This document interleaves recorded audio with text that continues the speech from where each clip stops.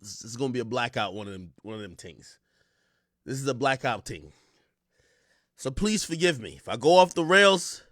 Tell me to stop. Beg me in the chat. But I'm probably just gonna black. So just please, okay? Everybody's getting online. Give me a second.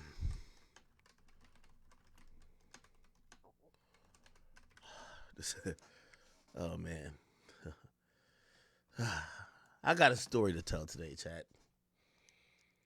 I got a story to tell today, chat. I got a story to tell today. I really want to put up some really explicit pictures, but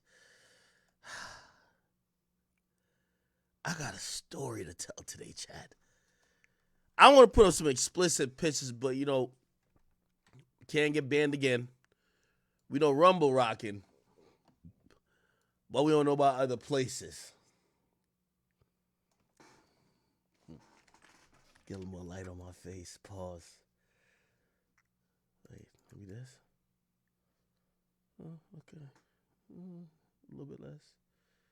Right there with it. Holy. Everybody, welcome in. Big Ack in the building. Apologies if you've been wondering where I've been. Doing a bunch of stuff, man. Recording a bunch of podcasts, some of which you haven't seen yet. You should have seen the Troy Ave episode, which is like 4 hours long. It's going to be broken into 2 podcasts for Off the Record. He completely blacked out. I can't wait for you guys to see that. That's probably going to be dropping tomorrow. But not only that, I told you guys eventually this was going to happen. The Academy is going to be launching a potential, and it's actually, we're dropping a pilot tomorrow. I think tomorrow. I don't want to push it to Tuesday. I think tomorrow. For a potential podcast that could be under network. Okay?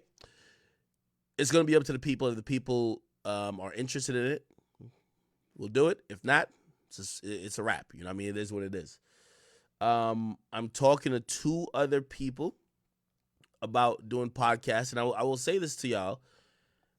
I want to have a slate or a program slate of about 4 to 5 shows. One being completely homegrown. The others, I'm going to utilize personalities who always fuck with the brand. So there's a few other people who are in the mix of doing a podcast with the Academy, and we'll see, we'll work it out. But you're going to start seeing things launch. I always told you that May was the month that not only my the extended part of my headquarters is going to open up, because we have a whole section just for Off the Record. We were going to start doing things with other people. So you guys are going to see some stuff tomorrow. And I guess this is a church announcement, so whatever it is. But yeah, please be warned. You're going to see a lot of things in the next 6 to 7 months. Now, I'm being very open and honest with y'all. This is a path to possibly expanding. I don't necessarily need none of these niggas. And for the established people who are going to be on my my network, I don't think they need me neither, okay? I'm staying away from my first podcast with to launch with people that you may not know. So these are people who are personalities, rappers, or just whatever. So you'll hear more about that. Anyway.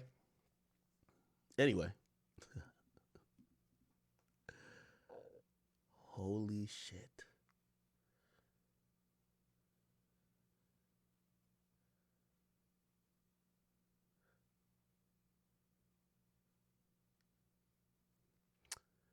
Is everybody online? Because I want to get straight to it.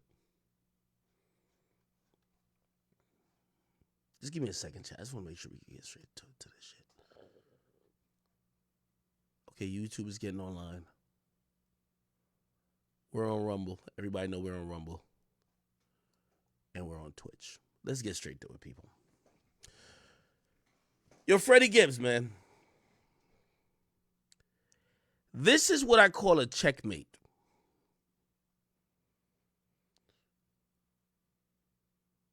I've said previously that our back and forth was always pointless because if you don't know the history of me and this bitch, Freddie Gibbs, that's the bald-headed nigga right there with low self-esteem. He took an innocuous comment about rap sales. And I have to give this context before I get into some of the shit I'm going to get into. Because you know what y'all going to say? Who are you? Why are you doing this? Let me tell you this, chat. I am guilty of being weak. Because in the last few days, I've had my hand on the guillotine for this nigga Freddie Gibbs. And I said, at the end of the day, I'm a man as well. Let me spit. And I won't lie to you. Other people had to hit me up and said, if you don't stop being a bitch, if this was you, you would already be dead. And I had to think about this. It was a real awakening moment. Do you have mercy for the people who would never have mercy for you? Do you have mercy for the people who await and have laughed and have celebrated at any moment that they thought you were at your lowest? When is it too far? What is forgiveness? Should you forgive? And could someone cross a line that's too far that you can't forgive? So before I get into anything I will get into today,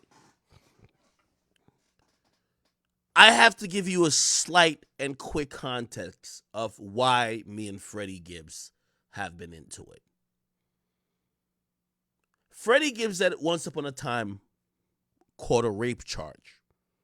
I don't know if you knew. He caught a rape charge. He was locked up for months in a overseas prison because they said, like, you got to imagine. And again, I'm editorializing. This nigga goes overseas to rap. Ain't no bitch pussy getting wet to a nigga who's rapping about fictional coke raps, thinking he's a lyrical miracle type of nigga. So he sees some white bitches overseas. And allegedly, this was the story that they said, allegedly, after being horny as a motherfucker, he was like designer out there. You know, designer had to whack it on the plane. That's kind of the horniness. Let me not put designer into this mess. But he was accused of raping a woman. Now, I will tell you this because, again, and I'm going to tell you how I covered that story. I never met Freddie Gibbs. Apparently, I did meet Freddie Gibbs eventually. And I'm going to give you that story, too. But at that time, I never knew who he was. I really didn't even have that much contact with the industry. However, I saw somebody who was possibly falsely accused, and I covered it, and I said, this is fucked up. I see some people say she was underage, too. Now, I'm going to be honest. You see, at the end of the day, I always tell people, when you dig a grave, make sure you dig two. Dig one for yourself and dig one for the person you're trying to bury. There's certain things, domestic abuse, false sexual assault, being extorted, being accused of all type of things. As a black male, it actually could happen to anyone. So be very careful when you try to, because you don't like a nigga, you try to kick him in the fucking grave. And I didn't know Freddie Gibbs at the time. Of course, I never listened to the music. But I was one of the people saying, well, this story seems fishy. Now, I want to not, like, I want to fast forward a little bit, because what ended up happening is that, and let me tell you this, I don't have to, and this is where I'm going to differ. And this is where, if you ask me when I said I had a moment of weakness, I don't have to lie on a nigga to really get him. See, Freddie Gibbs is a liar. And I'm going to tell you how he lied on me. But he's someone who will do anything to try to get a one-up on me in social media, or whatever the case is. I won't. So everything I'm going to say today is going to be only the truth and nothing but the truth. But I do have to point out, there was a time that I could have been dishonest. There was a time that I could have, make him look a certain way. And even today, even when I don't like this nigga, I will still not do that. Because that's scummy. So let me bring it up. Freddie Gibbs got falsely accused of rape. He's not a rapist. And that's why no matter what he said to me, I've never said he's a rapist. He's not a rapist. It's a false accusation. It came out later that the woman who was accusing him, the police couldn't even really find proof that they ever really met, much less had sex. That's whoa. Yet he was locked up for a long time. So I reported on that story through and through. And by the way, I don't know if there's another story about that. I haven't really looked into it. But I only reported on the public finance. And what ended up happening was that eventually he was allowed to come back to the United States and the charges were dropped. I was happy for him. Never met him, never talked to him, but I'm like, it's a black man in America, man.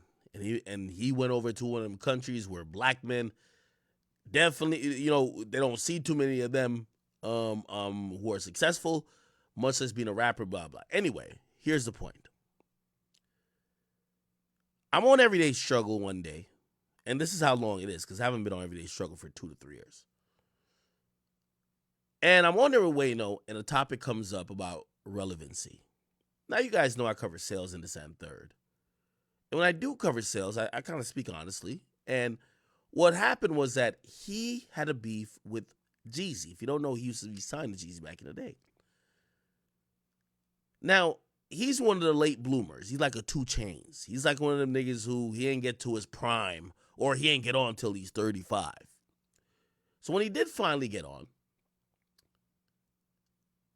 Jeezy already had a full career. Like, Jeezy's chilling. He's just a legend, right? Jeezy's doing verses and shit like that. Regardless, Jeezy dropped an album and it did 50K. He came out and said Jeezy was irrelevant because Jeezy no longer was selling hundreds of thousands copies first week. Jeezy was only selling 50K. Now, he who was in his, up and comings in the industry, he dropped the project and sold 50K as well. So the only thing that started an issue with me and Freddie Gibbs was me saying, well, Freddie, we just got to be honest. If you're calling Jeezy irrelevant for selling 50,000 records and you just sold 50,000 records, y'all both are irrelevant. Don't just call out him when you're doing the same thing. That triggered this bald-headed motherfucker to the utmost. I have to, and again, I know some of you, I'm like, yo, Ak, we heard the story. I have to point it out. Because when we get into some later stuff, and it involves children, y'all gonna be like, Ak, chill. I tweeted a few things, people say, yo, wow, these are the most savage tweets I've ever seen. And I look at everybody, I'm like, y'all ain't see what he was saying about me? Freddie Gibbs, after I said that, well, if y'all both did the same numbers and you say he's irrelevant, you're both irrelevant. You know what Freddie Gibbs responded to me and said? He said, you're a bitch. Okay, nobody cares about that. He tweeted out memes saying, I can't wait till you're in your casket that I could show up to your funeral and spit on it. Can't wait till you die. Continue to basically said that my comments was equatable to him wishing death on me. Okay. Later that year, eventually I went to No Jumper in LA and I did an interview with them. Freddie tweeted out publicly after I left the interview saying, yo, I knew he was there. I was about to show up and I was going to kill him in that building. I was going to commit a homicide. I was going to murder Akademiks. By the way, I know some people be like, no, he's joking. It's all jokes till you see it, until you're the person in the crosshairs. That's not a joke. I don't joke with niggas like that. You tell me if you joke with niggas like that. Oh, yeah. Oh, nigga, I know you was on that block, nigga. I ain't gonna lie. I was about to drive through there and murder you, nigga. So when I seen that, I'm like, okay. Now, granted, I did know there was a part of it that he was doing for internet clout. But this is the sad story of Spreadie Gibbs. And I'm going to lay it out for y'all because where we're at right now is culminated into a sad reality that he's never taken responsibility for. We found out that his father is a cop. We found out that he has a brother that's a doctor and another brother that's a district attorney. Yet, them being harassed, he didn't care. Because, let me tell you this. I chose this life. But somebody like Spreadie Gibbs is the worst type of person. A person who action, they put everybody in the crosshairs to absorb the consequences while they skate on by and try to LOL it out. So, let me get back to the no jumper situation. That was odd to me. I said, well, wow, okay. Now, I'm going to be honest with you. What Freddie Gibbs did was a directed threat upon my life. Me and Freddie Gibbs can't see me and shake hands with me. He's already made very public threats that's documented. We're looking at any time we see him as this is a guy who promised to kill you. That's it. I'm not trying to talk to him about nothing. By the way, also for some of y'all might be like, actually, whatever. I've also said this nigga like, yo, if you just want to box or some shit like that, come over here. We can handle it. No response. What he did, leak my number. Put the messages out. In reality, this is just a bitch-ass nigga trying to get internet clout. Now, it's always boggled my mind with Freddie Gibbs because you're a backpack rapper. Well, not backpack rapper. You're like one of these little lyrical miracle niggas. You're not Future, my nigga. You're not Young Thug. You're not some of these guys who are, considered more, let's say, not on the lyrical side where social media helps them. Like, you're one of them niggas who, just one of them lyrical niggas, but that's it. So that shocked me. People expect to see clout chasing shit from a 6ix9ine, a Yachty, a Uzi, other people. You don't expect to see it from the guys who, quote unquote, are like fundamentalist when it comes to rapping. So let me speed the story up. I realize this guy is just a clout chaser and just a jokester. Now, let me get to the relevant part. A few months ago, and I probably could Google it, but let's not do the Googling right now.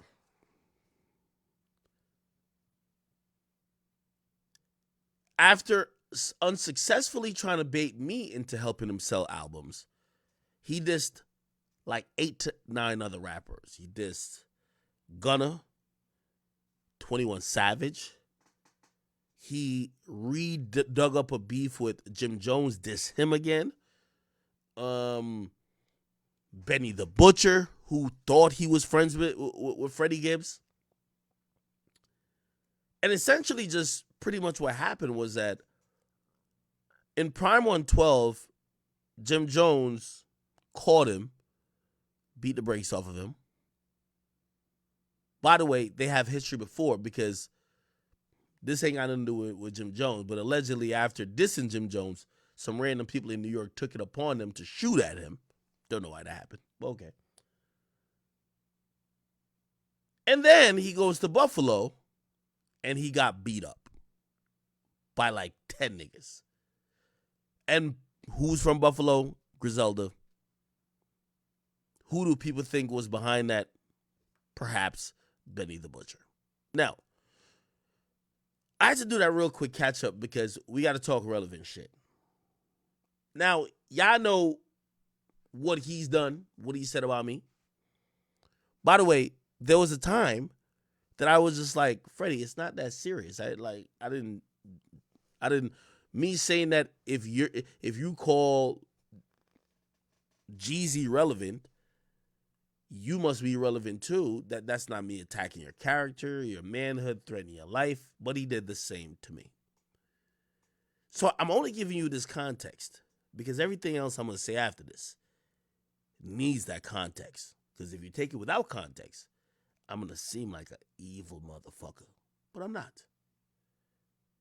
Not somebody who pick fights. I'm somebody who responds. Okay. So after 2 beatdowns in 6 months, Spreadie Gibbs,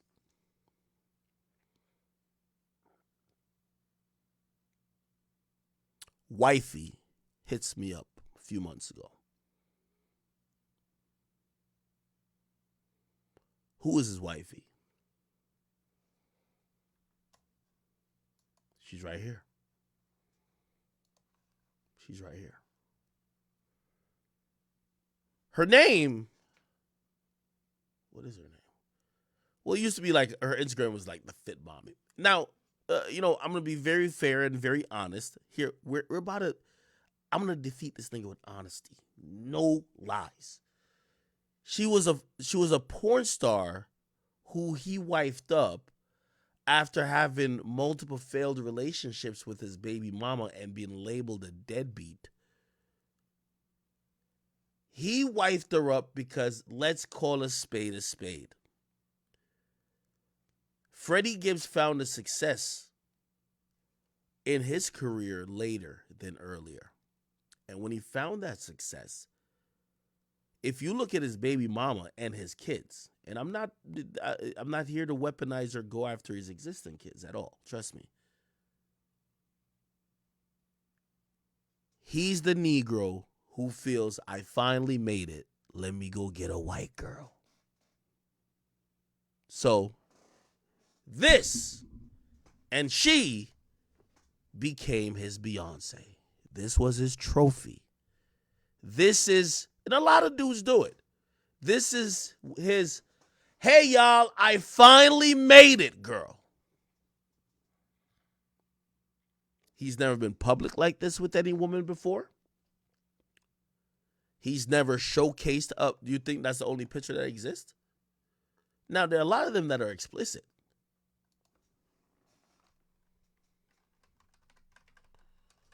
But there's a lot that exists with them.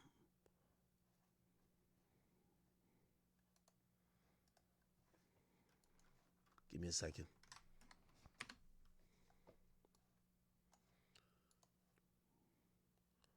We could keep going.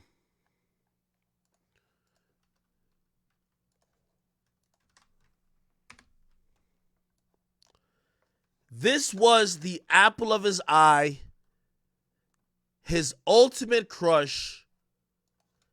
This is his queen. This ultimately was his Beyonce. He put her on first class flights for whatever reason, and we'll get to that too. He knew she was a porn star, but he tried to convince her to stop. Now, the only reason why I bring up mentality here, because a dusty Negro like Freddie Gibbs, who was accused of being with underage children overseas, which, again, allegedly didn't happen. He beat the case. The reason why this is important is that Freddie has suffered from a syndrome called I wish it was me syndrome. He's been trying to be the lit rapper forever. That's why he got mad at me comparing him to Young Jeezy when Young Jeezy was in the twilight of his career. I know I said Beyonce, but this picture shows you this bum ass nigga who's like 50, he thought this was his Amber Rose. He thought this was his Amber Rose.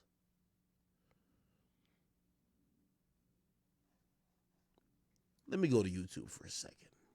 I just want to show you the nature of the relationship.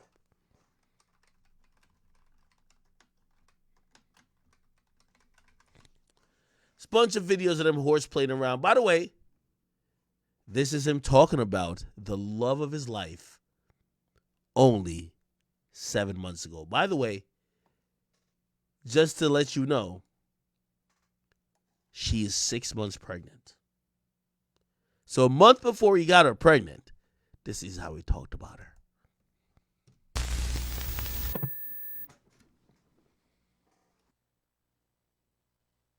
So you're pretty public with your lady, Fit Mommy, who's, by the way, a great hang. Definitely. I love her to death. She's amazing. Shout out to you, Destiny. Shout out to Destiny, a.k.a. the Fit Mommy. Yeah. She said she's going to legally change her name to Fit Mommy. I was like, bitch, you crazy as fuck, bitch. What the fuck? I ain't about to be walking around calling you Fit. Hey, Fit. I barely found out I barely found out her name was Destiny like 6 months ago. Right. I'd be like, just use your fuck. Now, this is where Akademiks comes in and adds some context. Her name is Destiny Creams. Now, what's going to be missing from this story, remember I told you she was a porn star? She was creaming over every nigga's dick in L.A. Getting fucked left, right, and center. Freddie is the first hip-hop cuck. And when I mean cuck, because I know some of y'all going to be like, listen, me and Salito was never together. That's number one. Number two, he understood and he approved of what she was doing. She wasn't doing this in secrecy. And I think this is where the whole issue is coming in. He knew he was with a porn star. What I've heard, Freddie Gibbs got off. He's one of them kinky niggas. He'll beat his dick to another nigga fucking his girl. So he one of them dudes. Cucks, okay? So that's been him, and that's been his lifestyle. Anyway, hear him talking about his girl. Fucking name. Destiny Fox. Use your name. But what? Because you've obviously been in many situationships since I've known you. What is it about this one that makes you so happy? Damn, I don't be even claiming bitches, Kev. But that's what I mean. That's what I mean. I mean, that's why I said situation. You hear him. He said, I don't claim girls. Gibbs. I don't know, man. We just, we got a good bond, and that's first and foremost. You got to fuck with somebody that accept you for you. You know what I mean? And know that you like girls. Know that you like to do what you do, and have fun, and and with the same, you got to accept all of their things. And I think that it's acceptance that make the bond with me and her go so strong. You know what I'm saying? That's fair. It's love. You know what I mean? Like we ain't never. Of course, people argue. Like she's super solid. Any fucking couple. Now, it's very important that I bring this up because the story of Spreadie Gibbs would be incomplete without me telling you how fragile the male ego is. Anytime you see a simp or a cuck talking like how he is, like, oh yeah, I'm cool, knowing that his girl is sucking and fucking any and everybody, they're coping. They're not telling the truth. They'd rather their girl not do that. But they're going to act like they're in control of their feelings publicly. Now, we're going to get to his demeanor about her fucking dudes versus how he's acting here. Double Super argue. solid. She get on my fucking nerves. I get on her nerves. But, when you get that family bond, that's kind of tough to break. You know what I'm saying? Yeah, no, I just saw you guys were hanging out with our pops and the kids were there. Yeah, we was hanging out with our pops, kids. We all like family. You know what I'm saying? We was just in New York. Me and my baby mom. Shout out to Teresa. You know what I'm saying? Like we was all chilling. And, do the baby mamas get along? My baby mom and my girlfriend get along. So okay, that's cool. You know what I'm saying? I mean, everybody's now. I want to call this nigga out because I heard he talk to Freddie about me one time. Let me see if I can pull the video up on this.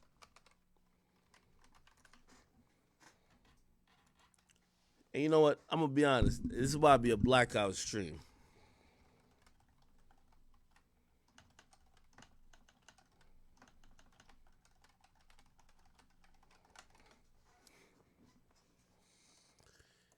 In the same interview, he said this about me. I mean, you've always played with the idea of retiring?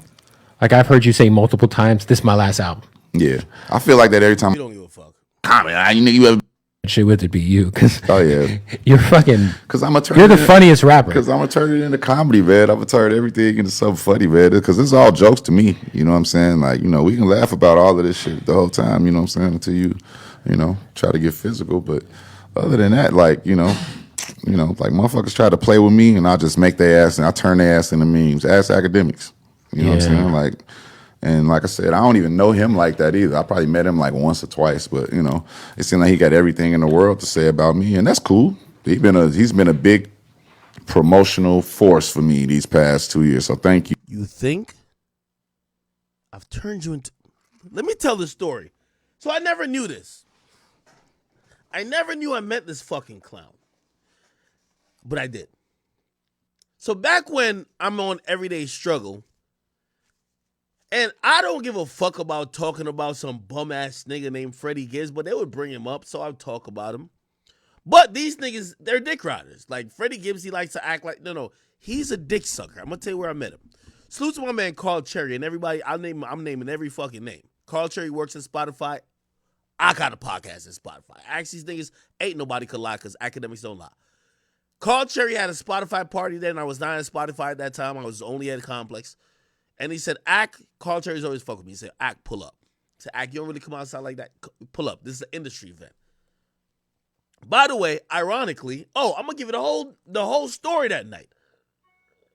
This is why, also, when y'all be like, this, that, I've seen, like, again, let me give you the full story. Pull up. I'm like, we in LA, I don't know if I want to pull up. Nadeska, who's my homegirl, and my moderator on the show is like, you got to pull up. Yo, this is going to be lit. Everybody's going to be here. I'm like, yo, you don't give a fuck about industry. She's like, well, you could just come and just kick it with us.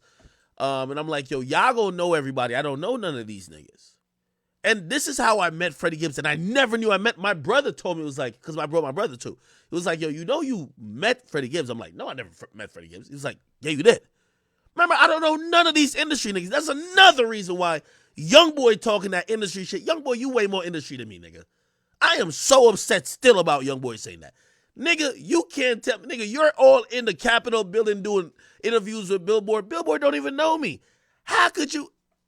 I'm against the YoungBoy too. I would never let no niggas call me no industry shit because I don't know these niggas. Okay, so I go to this fucking party.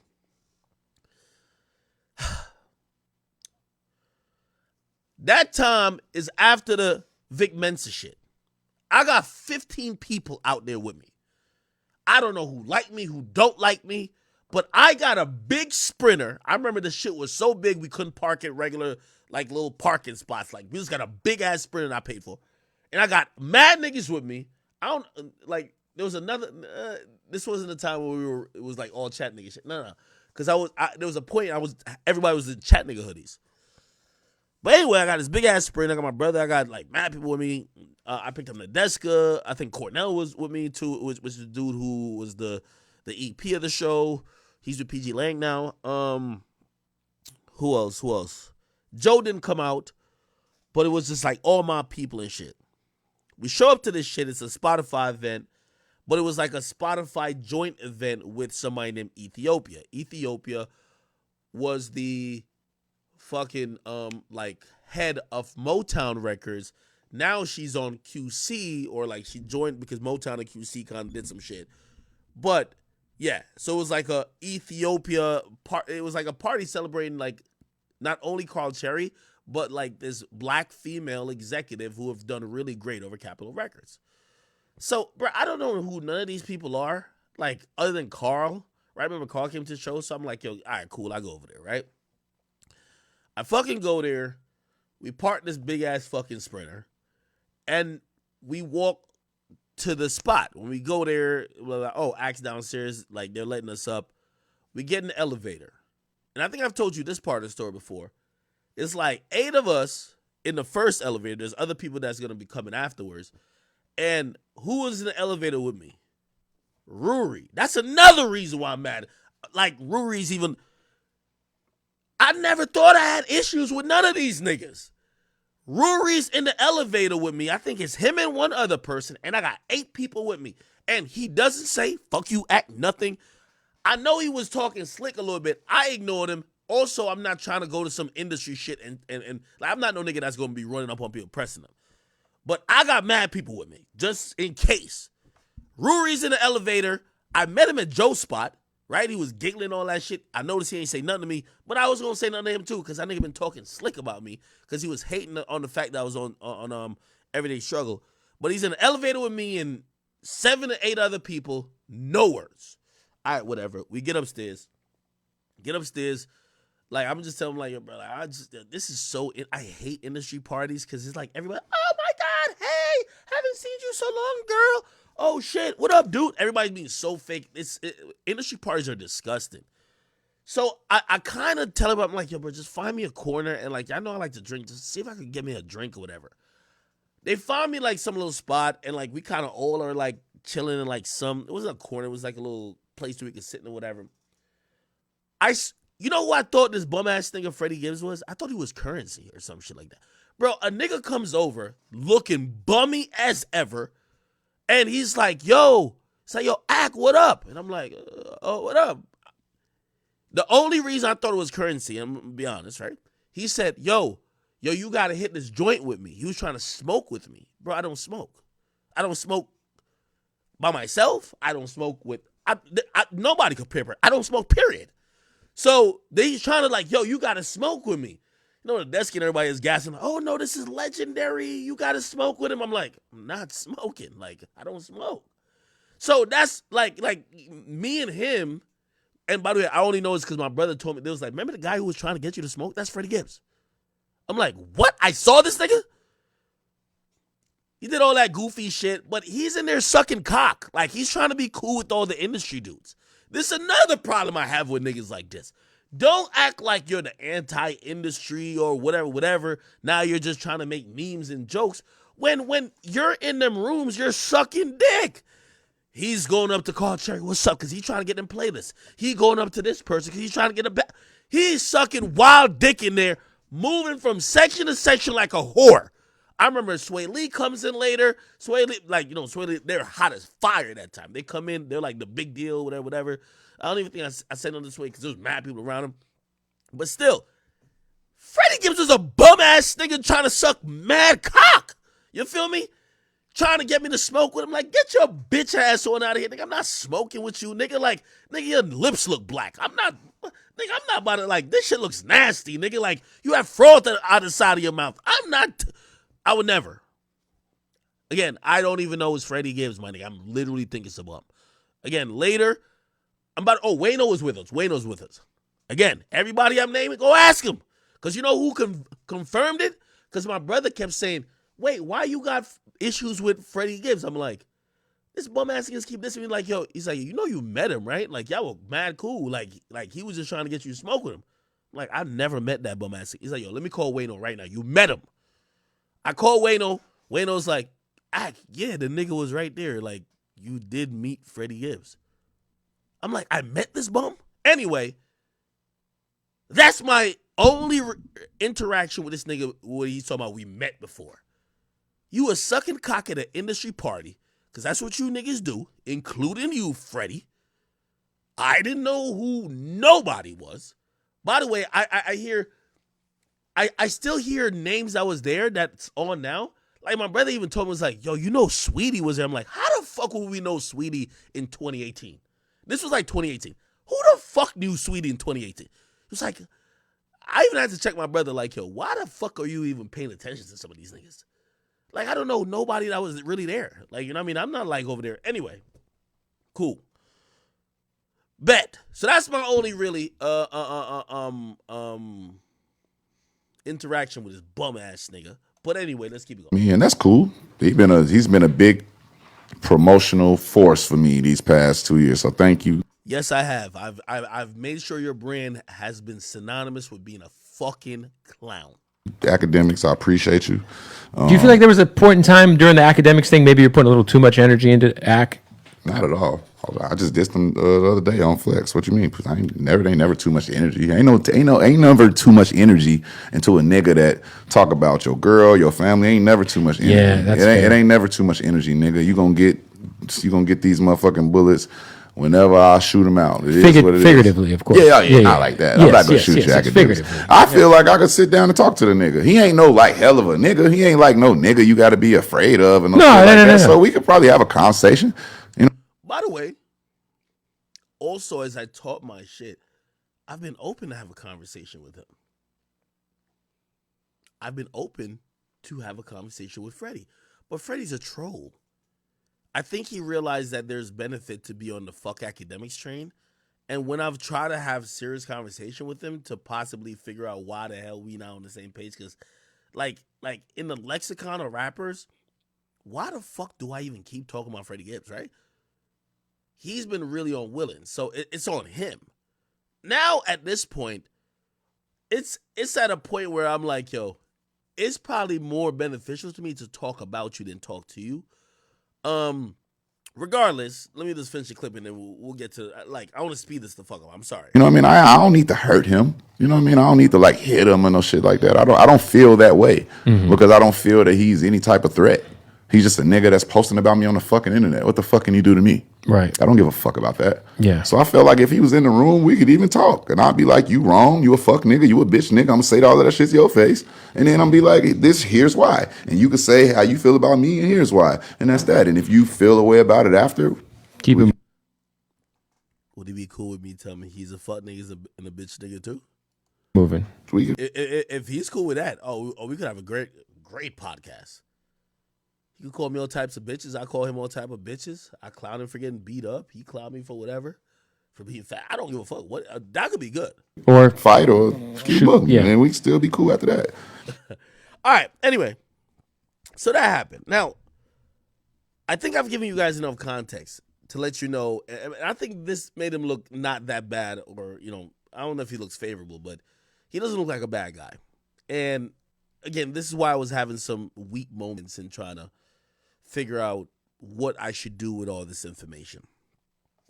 Now, I came on here about a couple months ago, and I told y'all I was about to fly Freddie Gibbs' girl, who was saying that she was possibly his ex at the time, out to where we record. So his baby mama. Now we know it's his baby mama. But she was trying to fly out. Now, I'm going to try to tell this part of the story, which is very important, without outing people or whatever. I had very close and confidential sources tell me that, hey, listen, Freddie Gibbs' baby mama don't like Freddie Gibbs at the moment. Shout out to Plug Talk. Not saying this had nothing to do with me, but they set up, she was interested to do Plug Talk. Keep in mind, you're going to find this out later. Freddie Gibbs, who had a poker face and, oh, yeah, I know my girl's a porn star, I don't care. He forced her to stop doing scenes with men. He didn't want at a certain point, I don't know if it's a specific dick that fucked her, that he was like, no, enough is enough. He made her promise, and he said no more having sex with other men. However, she was going to do something called Plug Talk. And I don't know how this happened. But I know when I was like, yo, why don't you barbecue that nigga Adam?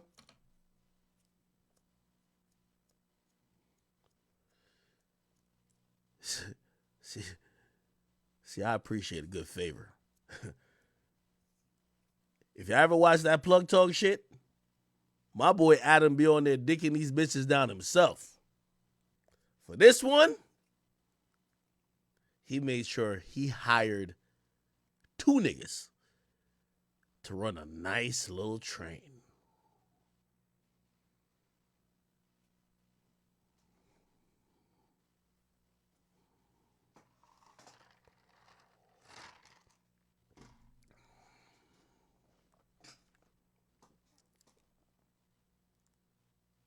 When I seen that, I said, Adam,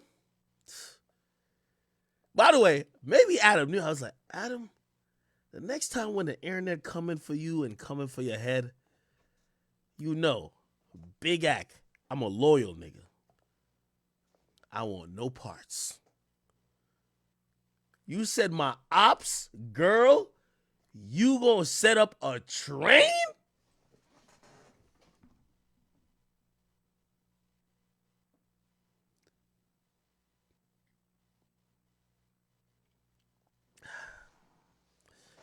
Now, I'm going to give you guys some more details behind it because in reality, I was supposed to be in LA around the same time. It was around the time when the Kyrie fight was happening. Remember the whole Kyrie and Flacco thing? I was supposed to be out there anyway. I was going to be out there. I was going to do some pimpin' curly shit. We needed a narrator for that. But something bigger came up. I was informed that she was down to do an interview, possibly with me. And we, just being completely honest, we got really close in setting it up. I was about to book flights for this young woman to come to New Jersey. We're going to film at my headquarters. And even though some people, we kind of looked into it because this is the year, 2023 is the year of the back door. So we were looking at could this be? But we listen, at least at where we work at, it wouldn't be a successful mission to try to backdoor there. So whatever. Anyway,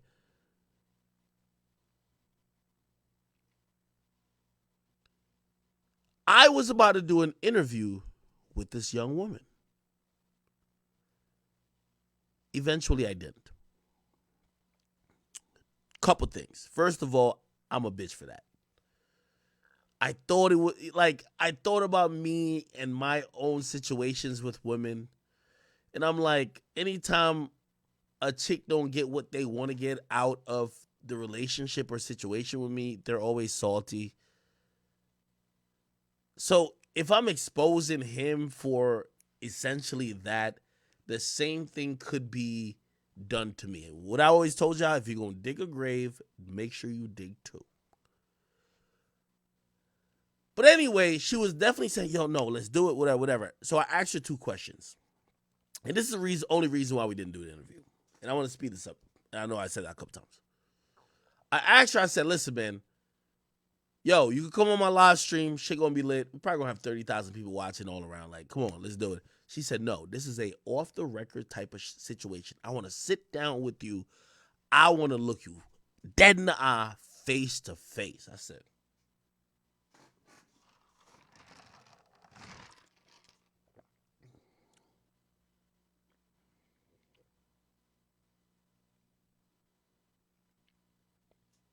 at that point, I'm thinking,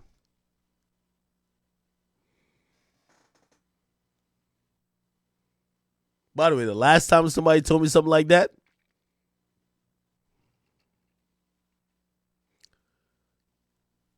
Tiana Trump, who was supposed to come on the stream, told me that. She was like, nah, how about we do this in person? I want to be in the same room as you. And I was thinking, anyway, to get further into it, I was trying to, I started asking her some questions. I say, yo, listen, we could do it in person. I usually don't interview women like that, especially for my podcast, but I don't like this thing, Freddie Gibbs. And I'm going to be honest with you, and Freddie, if you do hear this, I want to show you where your actions has brought other people. Because I'm not an evil nor vindictive person, but when someone pushes you to that realm, when you start talking about killing somebody and all these things, you're going to push them far. So a lot of things I entertained and am currently entertained about you is only because you pushed me there. I can't turn the other cheek, brother. Pause. So I asked this young woman, I said, what do you have to say on the podcast, man? She wanted me to fly her and her assistant from, she lives in Texas or something. I don't even know where, somewhere down south. And I was like, what are you going to say? I said, the only thing that's going to break that, she was like, no, this is some shit everybody wants to know. I said, what is it? I'm like, if it's he fucked you over and got a new bitch, niggas do that all the time. I do it all the time. I asked her 2 questions. I said, did he beat your ass? She said no. I said, okay. Second question. Is that nigga gay? Because if you got a story saying you've been pushing 12-inch dildos in his ass, trust and believe we finna get this shit hilariously lit. She was like, that's not what we not talking about that. So the whole time I was confused by her. I was like, what the fuck are we talking about? Anyway, I say that to say she is now popped out, and let me see if I can find. Oh my. Yo, I know how to drag a story, don't I?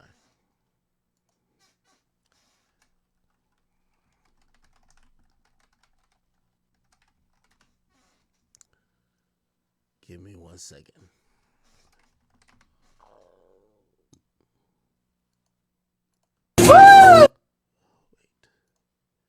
Okay. Now, eventually what I get, because she kept saying, oh, yo, there's like something big I could mention about it. I'm like, yo, if the nigga not gay and if he didn't beat your ass, what the fuck would go viral? So I got disinterested a little bit, but I guess her thing was that she popped up pregnant. Okay. Anyway, I don't want to keep dragging this on too further. Let me go to her Instagram. What the fuck is her Instagram? Here we go. I'm going to go through some tweets if I can because there's a lot of explicit shit. Destiny. This bitch's name is Destiny Creams. Holy shit. All right. Let's see if I can get through this thing real quick. Hold on. Give me a second. I got to scroll down.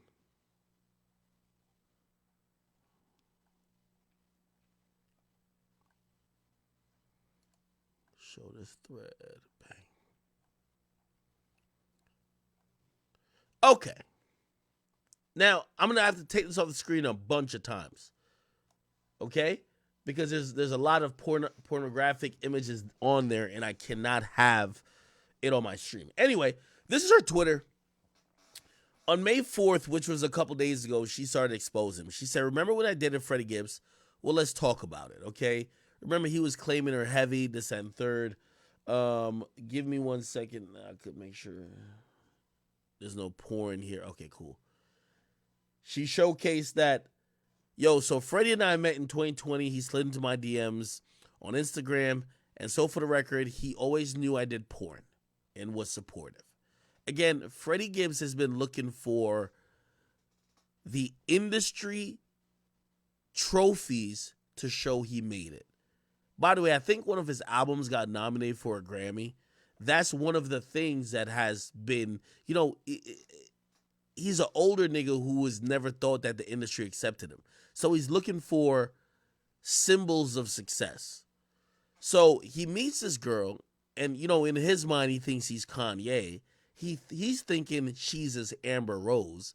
And it says, so Freddie and I met in 2020, slid in my DMs. For the record, he always knew I did porn. It was very supportive. And she posts one of the things that he said back when he had the account, said, oh yeah, fam, I knew my girl did porn when I met her. Y'all some detectives, though. Try again, champs. Okay, that's when Benny the Butcher tried to expose her. Anyway, he continued when she said, after we made it official, blogs started posting about us. We didn't care. We were having fun. Says Freddie Gibbs looks happy with his new girlfriend. Okay. Here we go. Shortly after, it was time to go to Europe. We went. We enjoyed it. Everything was great. These are some text messages from Freddie. This is how he's talking. The nigga who's telling me he can't wait to spit on my casket. He can't wait to kill me. This is how this bitch ass nigga is in the DMs or the text message talking with this bitch. Sheesh. Bunch of love emojis.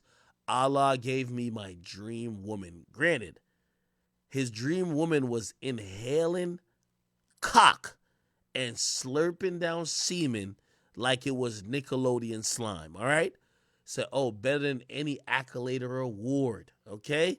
By the way, for any of y'all little players who be like, nah, that's how you kick game, he already fucked. So it's not like you're trying to kick game to fuck. He already fucked. Then, this is them in Paris. He's completely in love, okay? She probably did a couple scenes. She probably still has some semen on her breath, but he was loving her for who she was, okay? He says, we would always talk about having a baby. None of it was one-sided. Let's listen to what Freddie Gibbs was talking about. This is her talking to him. She says, I want us to adventure. I want us to have fun with and without alcohol and all that extra shit. I want us to really live. We deserve that. I want us to be healthy for our children and the child we're planning. He says, I just didn't want the party to stop because I didn't have nothing to go home to anyway. By the way, I don't know if I've told y'all, Freddie Gibbs, you know what? I'm going to be a decent human being. Freddie Gibbs got 3 other kids. Out of being a decent human being, no matter how much I want to bury this motherfucker, I will not put his other kids up there. This ain't got nothing to do with them. Right? Yes. Right? He has 3 other kids. He showed them. But remember what he's saying to this girl. He says, I didn't have nothing to go home to. And then she says, well, now you do. He says, yes. And another child to look forward to. I love you so much. She says, I love you.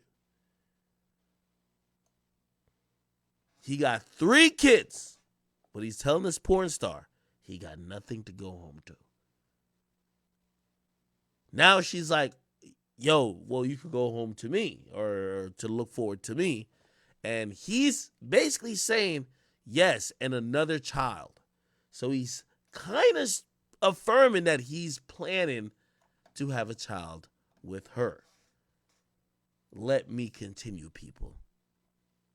Now, we all know about this infamous incident. She says, after we got back from Europe, his stateside tour started. Everything was good until we got jumped in Buffalo, New York. Here's me fighting, looking thick in the orange. Freddie is in the back in the green. Remember, they were tossing around Freddie Gibbs like a rag doll, okay? This is her right here. Okay, this is her right here, looking like Caillou, right? That's looking a little fat, though. Okay, I see what's going on. And they said Freddie's in the back in the green. I can't even see that nigga. That nigga is getting mollywopped, okay? They're throwing him left, right, center. They're beating his ass. These are how the Buffalo niggas was giving it up. By the way, let me just point this out for all my men here. We can't even see where the fuck Freddie's at. There's punches being thrown on him. You know what a bitch gonna do with? This is why anytime a girl put up pictures of you and her, she don't give a fuck how you look. She only care how she looks. Look, it's easy to identify her. Where the fuck is Freddie? You gotta imagine Freddie's a nigga down here getting his ass whooped. How the fuck she even got a picture of that of you getting your ass beat like that? But okay, let's keep it going. So Freddie's in the back in the green. All right, let me see. The next thing she says is, she says that day really changed everything for me. I ended up having to get a prescription for Xanax because I was so paranoid. Now, I'm going to have to be honest with y'all. This is true. When I was telling her that my studios are essentially damn near in New York, she was very cautious. She clammed up a bit. I'll be honest with you about this. She clearly has some PTSD. So she says, yo, I ended up having to get prescription for Xanax because I was so paranoid. I was having nightmares. It was horrible. I felt like I was going crazy at times. Let's read the text messages again. She says to Freddie, are you okay? He says, duh. Says, laughing my ass off. I had a horrible dream. I had to check. Says, I'm okay. I called you twice. This is him calling her. And then here's another message. She says, I know you're exhausted. He says, baby, you have no idea. If it wasn't for the sex, I would be really banged up. You took care of me. She sensed how hard. He says, you made sure I was always feeling good, no matter what. That's what I'm here for. He says, yes, ma'am. Nothing we can't get through. I love you. She says, I love you too, baby, so much. Okay? All right. Look like they're in love. Look like shit's going according to plan. Now, this is very important right here. Because what happens is she says, then one of his baby mamas who I've never met, remember I told you he had 3 other kids, never spoken to, starts sending me these voice memo threads talking about the fight that I was literally involved in trying to pull people off him. Be fucking for real. Listen to these voice messages. Here's the first one. Okay, here we go. Ready? Understand something, bitch. I don't need to fuck with you on no fucking social media. I'll talk to you to your motherfucking face. You're the one that's scary, okay? Did I miss a screenshot? Somebody told me I missed a screenshot. Y'all gotta make sure it's not porn, because if it's porn, they're gonna ban me. Oh, here we go. I'm sorry. We did miss a screenshot. Here we go, chat.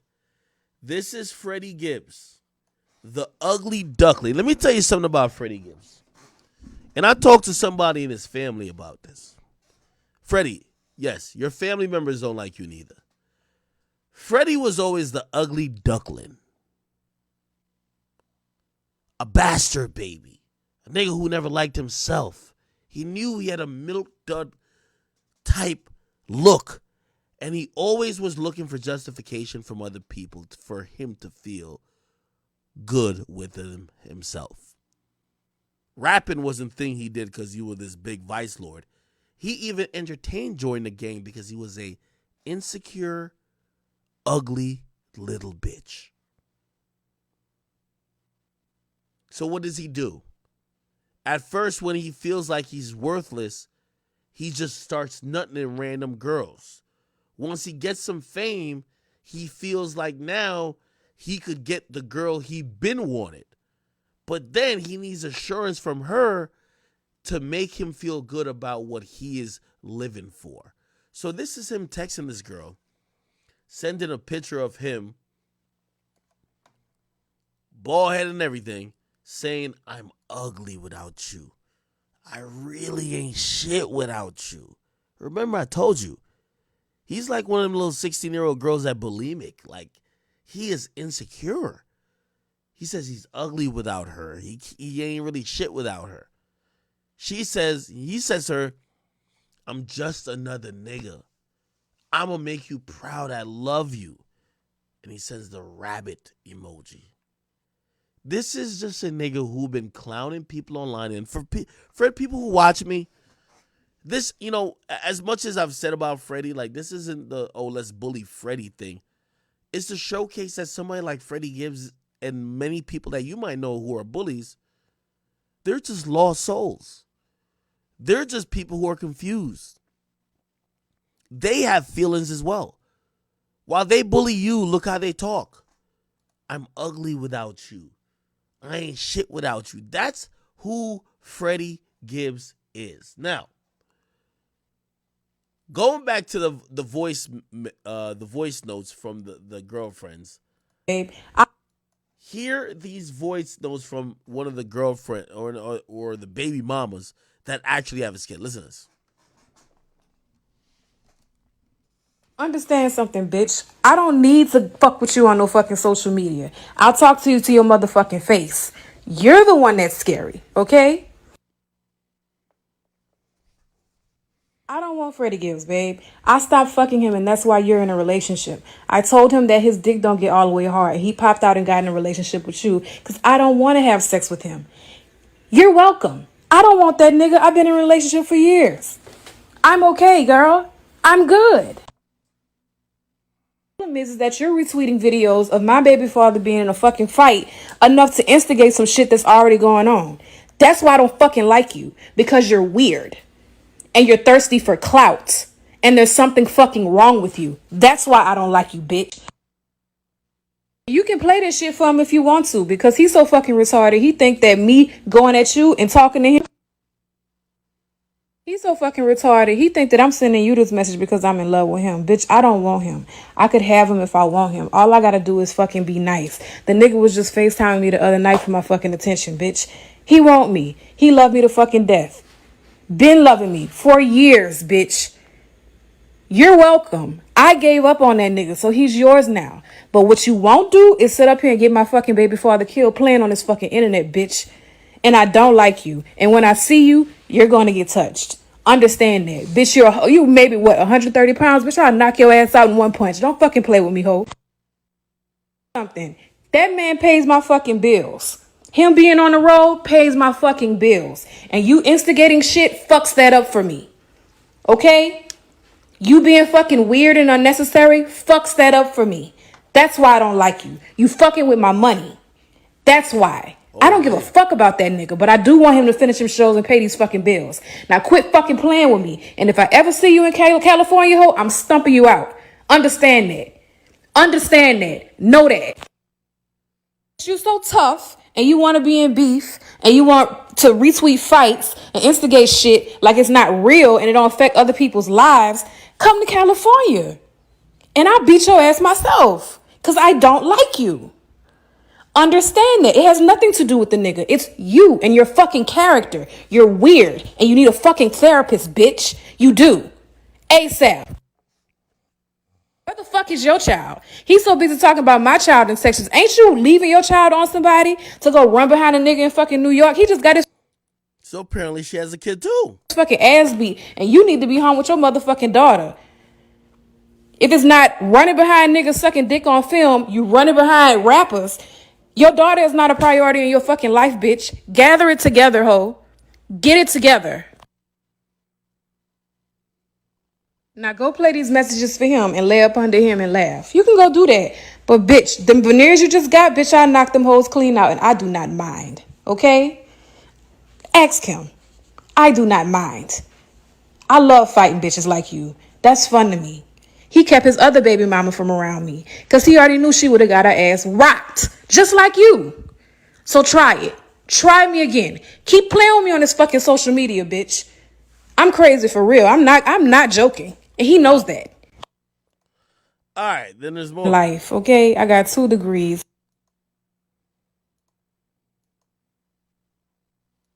I own a house. My kids fucking love me. And there's no videos of me sucking dick on the fucking internet for attention. Look at God. Okay? I'm the black woman you pretend to be every fucking day, bitch. Every fucking day. Good luck with that. So even if I don't whip your ass, bitch, I beat you in life. Try me. The nigga. And before you sit up here and say I won't do nothing, bitch, nigga you lay up with every night pays my bills. All right. Life, okay? I got 2 degrees. I own a house. All right. Oh. Did I do that?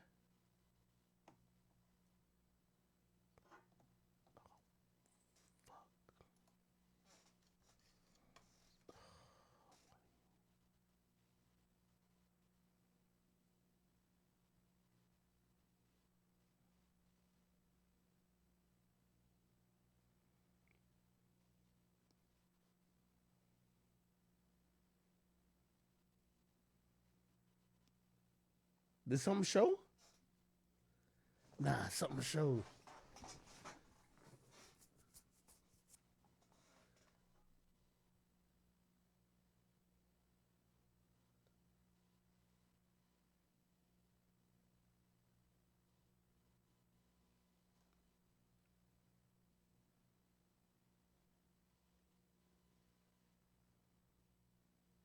Fuck.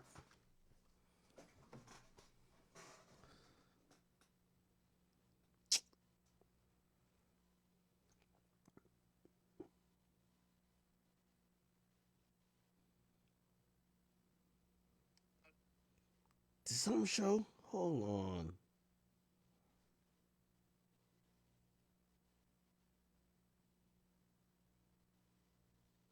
I don't think I went.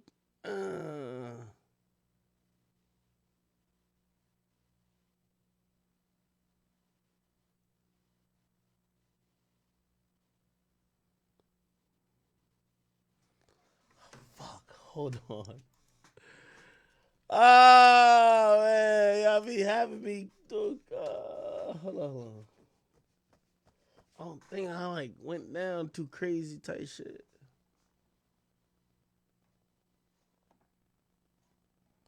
Let me see. Nah, I don't think I went down. I think it was close. Wait, hold on. I just gotta double check. Hold on. Nah, I gotta double check. God damn, boy. Fuck. Let me see. Give me 1 second. I don't wanna.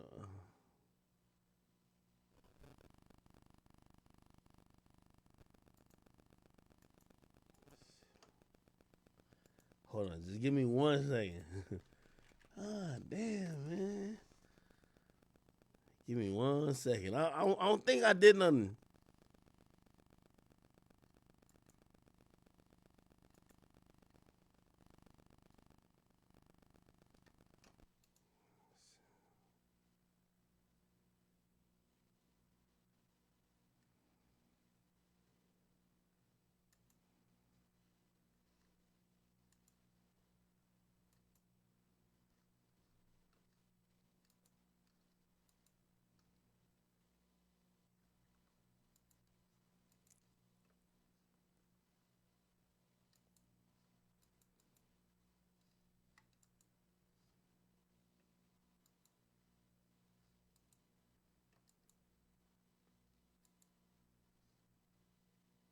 While you go home to that little ragged ass apartment. What the fuck? Yeah. I ain't gonna lie. Hold Sucks, on. don't it? Trifling ass bitch. Let me go to I already here. know where Fred live, and I know you be over there, bitch. I'll come over there. Hold on, chat. I don't mind. He stay 15 minutes from me, bitch. You can get touched. So watch your fucking mouth and watch who you play with. And no, I'm not finna address you on Twitter. Because I know you want followers. And I know you want clout. And I know you want to be Wait, me so give me fucking 1 bad. second, chat. You want to be me so fucking bad it burns you up, bitch. Because you have nothing to your name aside from Reddit porn. That's literally all you've accomplished in life. Is being a hoe. And being a fucking nutrag to niggas. On film at that. That's your life's purpose, you fucking nut rag. You crusty sock ass bitch. That's what you is. You have a high school diploma. You bombed out the fucking military. Your baby daddy is nowhere to be found. And you running behind an aging rapper. Bitch, your life is a failure. That's your legacy at this point. And you're only 25, so you have time to get it right. I hope you do, bitch. I really hope you do. I really hope you do. But before that happens, I'm gonna beat the shit out of you. Understand that. Difference between me and you, bitch. I never needed to post Freddie Gibbs to get no fucking followers and get on, bitch. I was there before.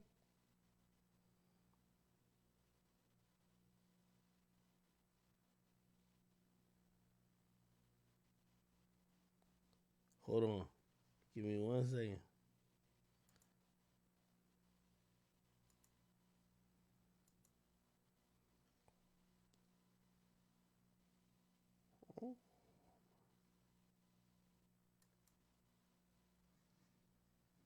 Nah, I ain't really show taste.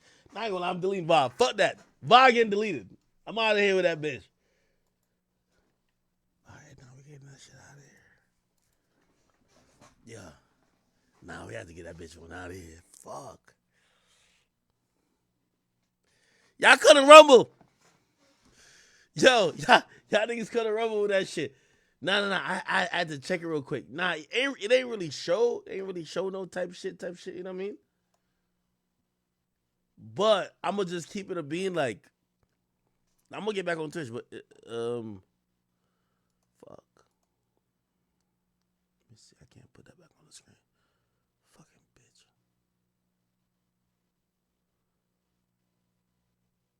Yeah, I can't even show no more of this shit, bro. I think all right.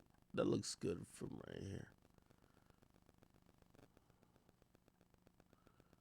All right, I can show from right here. I bet. Nah, chat. It ain't really show nothing type shit. You know, Twitch be looking for a reason to get a nigga like me out of there. So that's why I gotta. They be looking for a reason to get me out of here now. Like, this nigga talking about that Rumble shit. Like, let's get this nigga out of here. Twitch, let me rock, please. Fuck with y'all niggas. Anyway, yo, we back on Twitch, though. Cool. I'm reading through a couple more of these joints, yo. This is her basically saying, yo, I'm not trying to make it seem like our relationship was perfect because of ups and downs, blah, blah. We had fun together and consider each other family. This interview was 6 months ago. Mind you, I am 6 months pregnant right now. Then she says, yo, he had this idea that we would name the baby Penny, like Penny Hardaway, if he was a boy, right? And this was what that conversation was. Let me see it. It said, this is, yo, damn, this thing be typing like a hoe. He says to her, not my baby being 1 cent. Yes. Not us having cupcakes with pennies for the baby shower. A penny for your thoughts, bitch. She says, oop. I don't even know what that means. Period. And he says, can't wait to meet my penny. Then she says, crazy to think about it again. He says, it is. This is the first time I've been in love like this where I want to have a baby. Oh, this nigga wanted to have a kid. I don't want it to be like, oops, we got a baby. Okay, cool. All right, give me a second, people. I got to make sure this shit is not going to fuck up no more time. And it says, here we go. Another video. It said, fast forward November, we went out for his friend's birthday and we came back home super drunk.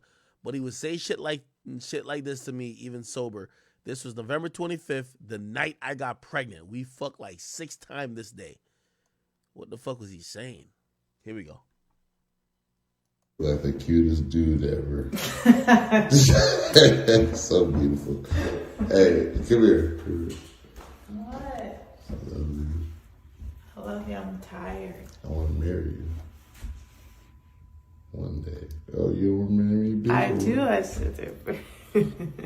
I want to keep this video for us. This is for it is. I want to get married. I want to be with my wife every day. Okay, let's do it. I love you so much. I love you too. Because Yeah.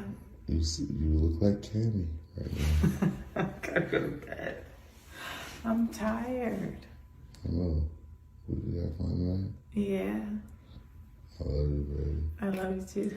Could we just live in California? Okay. Okay, I love you. Love you. All right.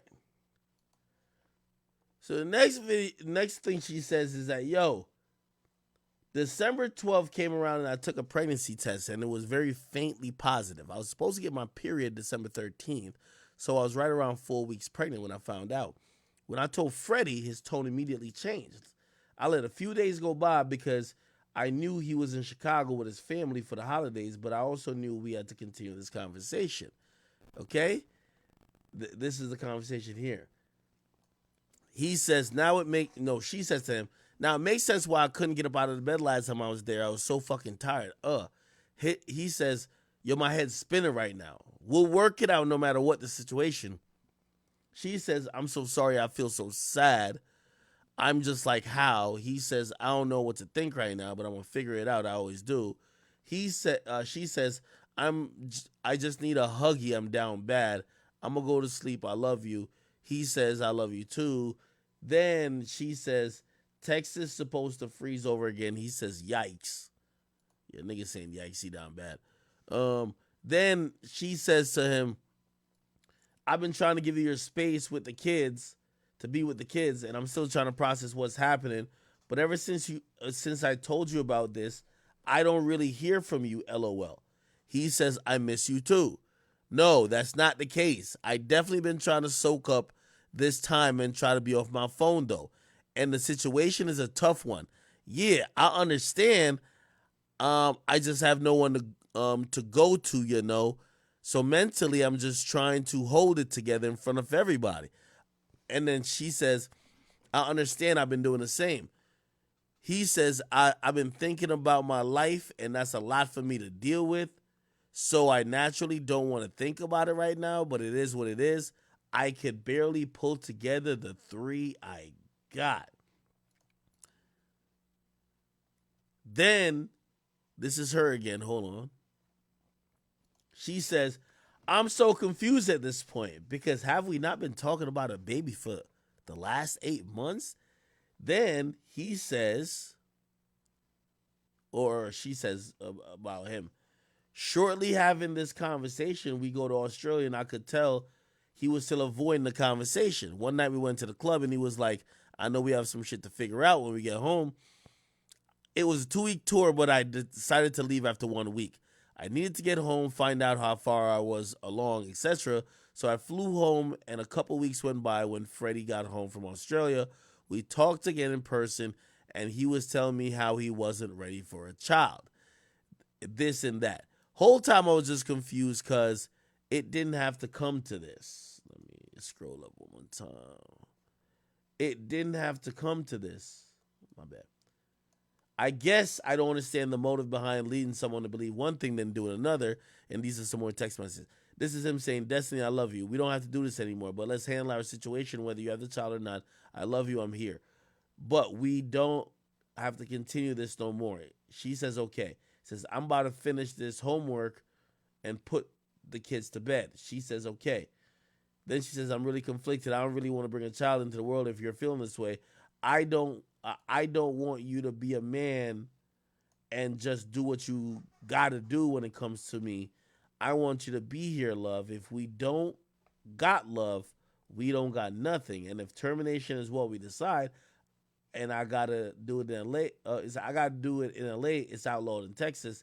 There's a lot of levels to this shit, or adoption, or whatever the case may be.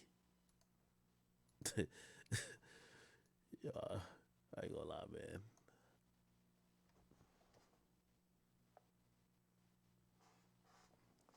I'm gonna pop my shit in a second. Just let me read through this shit. Then she says, yo, this is extremely hard for me. He says, well, adoption is out for me. If we have a child, I'm going to raise a child. If we going to handle it in California, that's fine. I understand. She says, I think we need to keep all of our options open, but we could agree to disagree. I'm 10 weeks, but I look like a fucking elephant. I'm willing to discuss this with you tomorrow. Just had to let you know how I feel right now. I think we should always be able to be transparent with each other. I'm going to try to pack. I know this is a completely life-altering decision. No matter which one we make for both of us, not just me, I want us to try to show each other grace, okay? Cool. Let me scroll up again. Fuck. All right, good. Then she says, the next morning, he had to go to New York for Jimmy Fallon. I told him if he wants me to get an abortion and not to continue, I'm not going to continue to be in a relationship with him. He cried, I cried. That was the end of that. So I went to the abortion clinic thinking I was about 9 weeks pregnant. I get there, the doctor lets me know I'm closer to 12 weeks and saw our little baby move around. And I knew then I couldn't go through with it. After we broke up, I turned his phone off because, yes, I was paying the bill.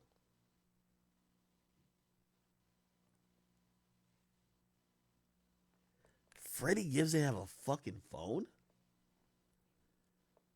This whole time I've been beefing with a nigga who been working on a family plan that he don't even pay?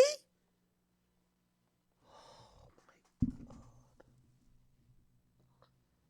Yo, this is the shit that puts it in perspective. Freddie Gibbs, who me and his issues always been through tweeting and Twitter. This motherfucker hasn't had a phone, and his girl been paying for his phone, and that's why he been starting all these fucking issues. I feel like an idiot, chat. He said he never checked on me after said procedure, never called to confirm if I went through with it. I just simply never heard from him again. I reached out to him, his manager's assistant, and no one will respond. I feel like I've done my part. Keep it real, and this is the thanks I get. Noted. I no longer want a response. No bad blood. I'm going to be just fine, but I have to speak my truth. And then she retweeted somebody saying this. I think that's the end of it. All right.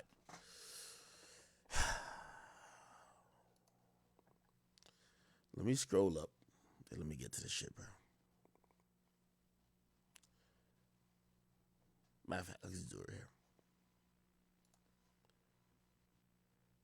So, Freddie, I'm going to keep it a bean with you, brother.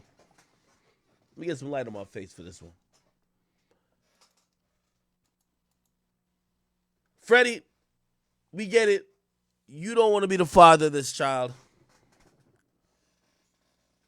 And even though Pusha T has allegedly shamed people into being a father before, it appears that you want no parts of this child.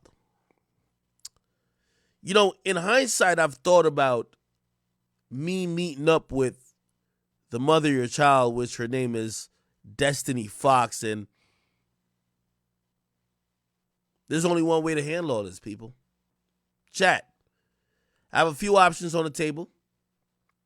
And I need to ask y'all if this is something that's within the realm of possibility. Keep in mind, if you don't know, she's currently, hold on, I gotta pause this again. She's currently 6 months pregnant with his child. You might ask, how does she know it's his child? Okay? Here we go. I'll play this, then I'll tell you the options that's on the table. Okay?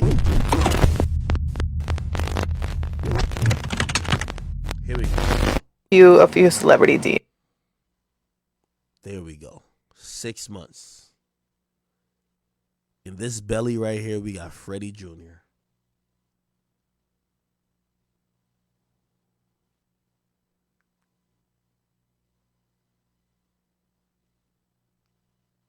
I've never been more compelled in my life to make sure a child's upbringing is of the utmost importance. So, actually, I'll just throw it in the hat before now. Freddie, this young woman, this is your queen. This is your Beyonce. This is who you chose. This is who you told the whole world you were comfortable with what she did. Don't be ashamed that she's a porn star. You said it publicly, you were okay with it. You gave her verbal promises. You told her you couldn't wait to have a child with her. You said you were expecting and would be happy to have a child with her until the child came. Freddie, what you didn't know, and you're going to hear her admit, is that when she hit me up, which was about 4 months ago, your child was already 2 months cooking in that belly. When she appeared on Adam 22 Plug Talk, your child was a little bit more than baby batter at that point. It was starting to be formed into a full-on fetus. That's Freddie Jr. in that gut. When she wanted to link with me,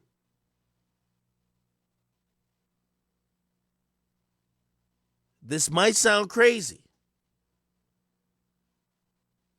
but I hope you understand the grace I have extended you. I know I'm still making fun of you. I would have been rubbing that belly. I bought a stethoscope off Amazon. I don't even know if that's how you even hear the baby heartbeat, nigga. I was going to have a stethoscope in my ear and have the joint on her gut. And I was going to try to talk to your baby. Tell him, hey, Freddie Jr., Your father's in the real world. He's a bitch. He just got beat up by Benny the Butcher, by Jim Jones. And he's getting clowned by Akademiks every day. Are you okay? And I ordered some shit from, I got to show y'all. It's some little jelly shit. I don't know what the fuck it does, but I was going to rub the gut. You know what I mean? Get a little nice little rub on. It's Freddie Jr. I was going to talk to your child, Freddie. By the way, this child going to come to existence. So I know y'all going to say, this is too far. This is evil. Remember, he said he couldn't wait till I died.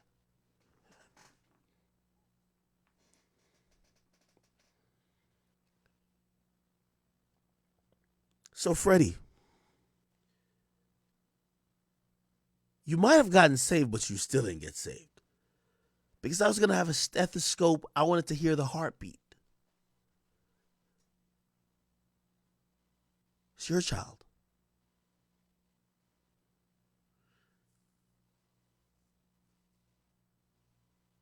But with me saying that, I want to make sure I protect the reputation of this woman because she's a special woman. You wouldn't find a woman like this many places. She is special. She is one of these feminist queens who have taken her sexuality into her own existence, and it was proven by this interview. Just listen. Of life, I think it could be a whole lot of things. Like, I think rappers want to be out in the club all the time. I need to have the peace of mind and know that I'm not going to catch anything. Of course. Yeah. It's very important. Right. In your opinion, does size matter? Yes. And Freddie, I want you to realize, and this is why I just don't want you to mention me ever again. I'm gonna show you why I've offered some grace, even though I am gonna do one thing. And if she bites, she bites. But whatever. Freddie,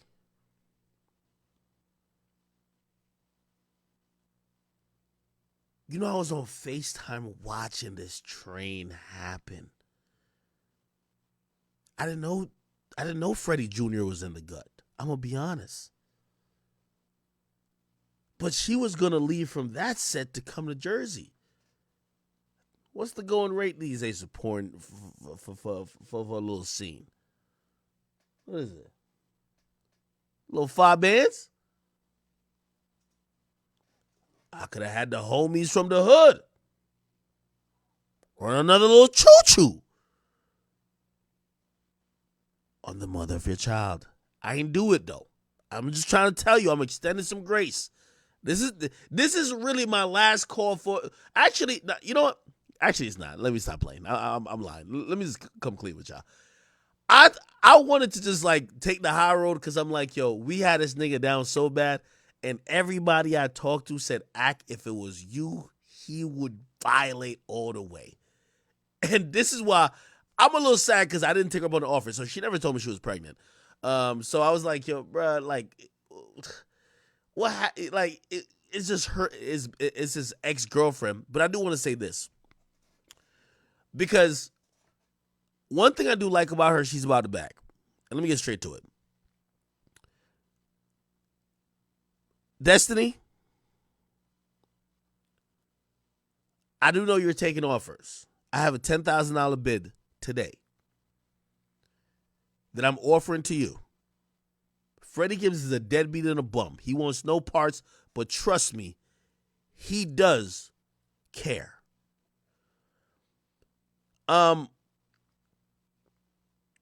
Two things. Don't ask me how, but after the vicious beatdown in Buffalo, we have Freddie Gibbs DNA. Don't ask me how. I need a DNA test to prove, which I believe that would be easy, right? Because you're the mother. I believe after, I think, how many weeks, we could do a DNA test to prove that he's the father. But I'm going to buy, you ever see for the Staples Center? It used to be called the Staples Center. Then it got called Crypto Arena. Then it got changed to something else. You get what I mean? Like, it could change anything. I'm offering $10,000 to have the name and rights to Freddie Jr.'s child. $10,000 to you, Destiny. Promise you, hand on the Bible. We got to get a public. We got to get a public DNA test to confirm it's Freddie Gibbs' kid. I will have a contract in writing. $10,000. By the way, it doesn't have to be the first name. You might have to have a nice little cute first name. It's all good. I ain't trying to get in the way of it. But even the middle name.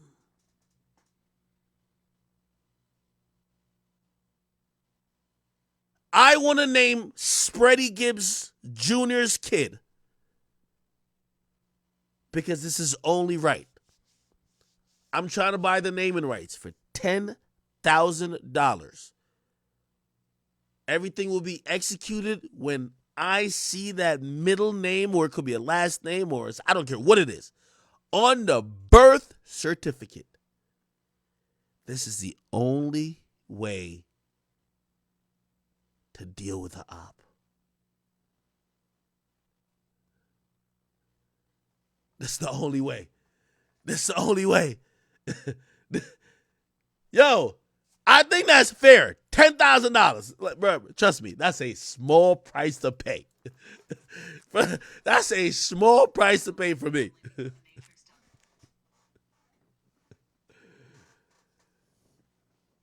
Chat, I was just thinking if his middle name could be Livingston, that would be amazing.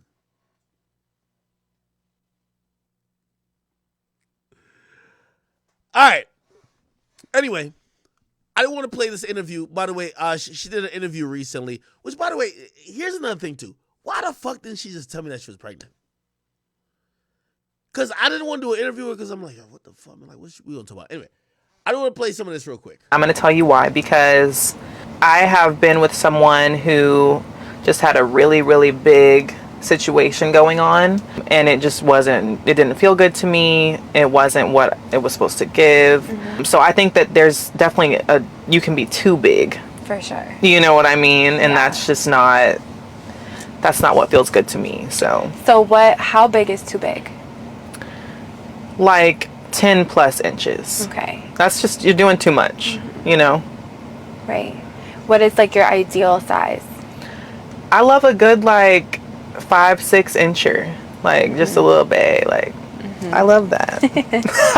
Okay, me too. There's nothing wrong with that. Yeah. What if a guy wanted to, but he had a good 3 inches hard? 3 inches hard? Mm-hmm.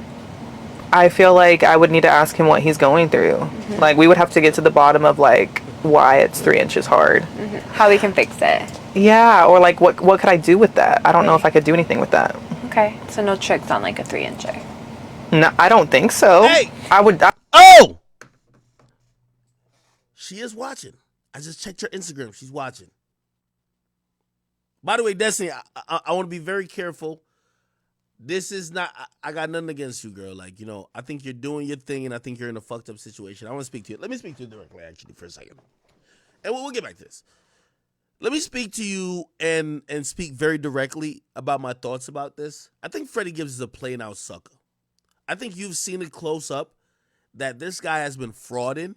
Not only is he trying to portray to be something he's not when it comes to hip-hop, and we get it because there's a lot of people in entertainment who want to be something that they're not. They put on these, they basically put on an act. It's different than when they're dealing with a woman or someone who essentially is making a really serious decision about having a child, and they've gassed them up saying, hey, I'm ready to have a child with you, which essentially, I'm going to be honest with you, with everything you put out, I thought it was maybe he just sold you a dream or it was some cap shit. No, the nigga seemed like he was really completely in love with you. And like a bum-ass nigga, after it was evident that you were pregnant and was going to have the child, his opinion changed. That would be very different if he said, hey, we're fucking, I don't want to have kids right now. The nigga was over here naming kids with you. That's some sucker shit. That's some sucker shit. And I feel for you because there is many moments you told the nigga, hey, listen, I don't just want you to be here. I want to have the kid with someone who is going to be in a relationship with me. And he basically keyed and whatever the case is. And I agree with you. I think that's fucked up.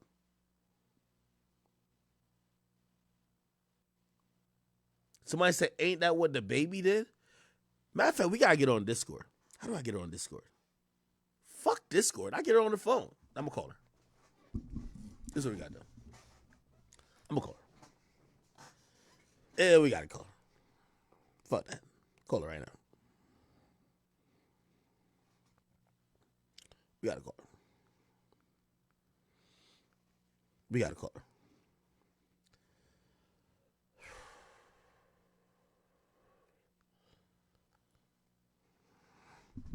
Freddie, I know you tuned in too. Don't you worry, buddy. We got you.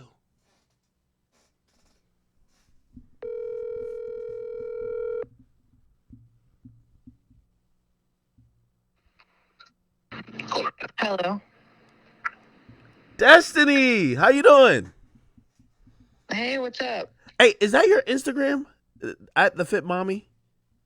Yeah. Oh, okay. Because I thought somebody like was posting on your shit. Hey, I'm on stream, so I gotta let you know. Yeah, I'm watching. Oh, well, I know you're watching, but rather than talk about you and you know, I don't want to have too much crazy of a conversation because I think you have just so much to say which we can't cover completely on the stream. But I do want some quick reactions from you. Okay.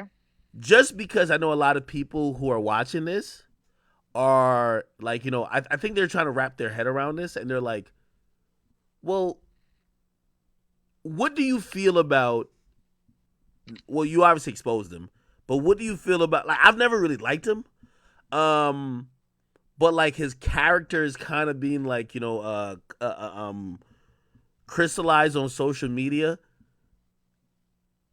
What do you feel about everybody talking about him? Which you know, some people might be like, well, still he's gonna be the father of your child.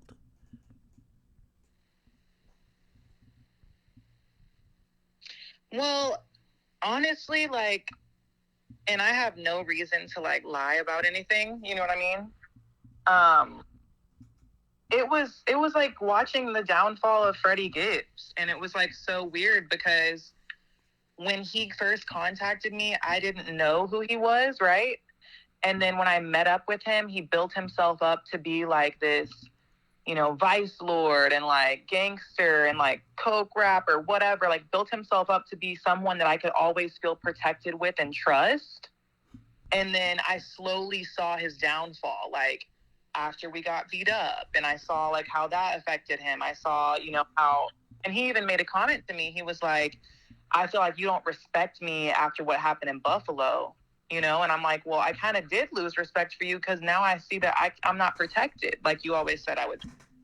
You know what I mean? So that makes sense. You should be protected. I mean, he says it in hip hop. He's a big vice. He says VL. Well, that's the thing. And whenever he would like rep his set and like, oh, I'm VL, whatever, it would make me feel like, okay, he knows people that know people that know people that can protect me, right? And I always felt protected around him and his friends. And then when I saw that he wasn't really like that, I was like, oh shit, like what's going on? This person is not who he says he is. And that was frustrating for me because I wanted to believe that he was like this great dude. You know what I mean? No, hey, listen, for what it's worth, and by the way, you know, for everybody who's watching, you know, I always try to own up to my shit too because I'm not perfect as well. Because I feel like I've thrown words at you too, like, you know, because you were with him at the time, whatever. Especially after the fight. I'm gonna be honest though, in hindsight, yo, you held that nigga down, especially during that moment when everyone was coming at him and there's a video or whatever. You held him down to the fucking utmost that any woman could have. Which I'm gonna be honest with you, that's dope. it's like I held him down, but I didn't get anything in return for my loyalty. You see what I mean? So it's like, and I say that to say, like, I was taken aback by it because my chain got snatched in that fight. And I already spoke, to Benny. He said I could have my shit back, which is fire. But I know Benny's a good guy. Yeah. Like very next were day, you pregnant then? No, I wasn't pregnant. Okay, then. thank God.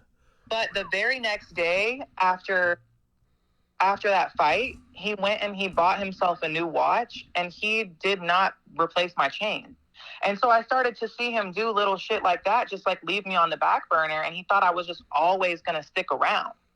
And I think he thought that I wasn't going to come out about my pregnancy. I think that he really thought that I was just going to be quiet about the whole thing, because I contacted Lambo, I contacted his assistant, I contacted his whole team. And I was trying to keep it from being messy. I didn't want to bring it to social media. I really didn't. But the only way Freddie will respond is through social media.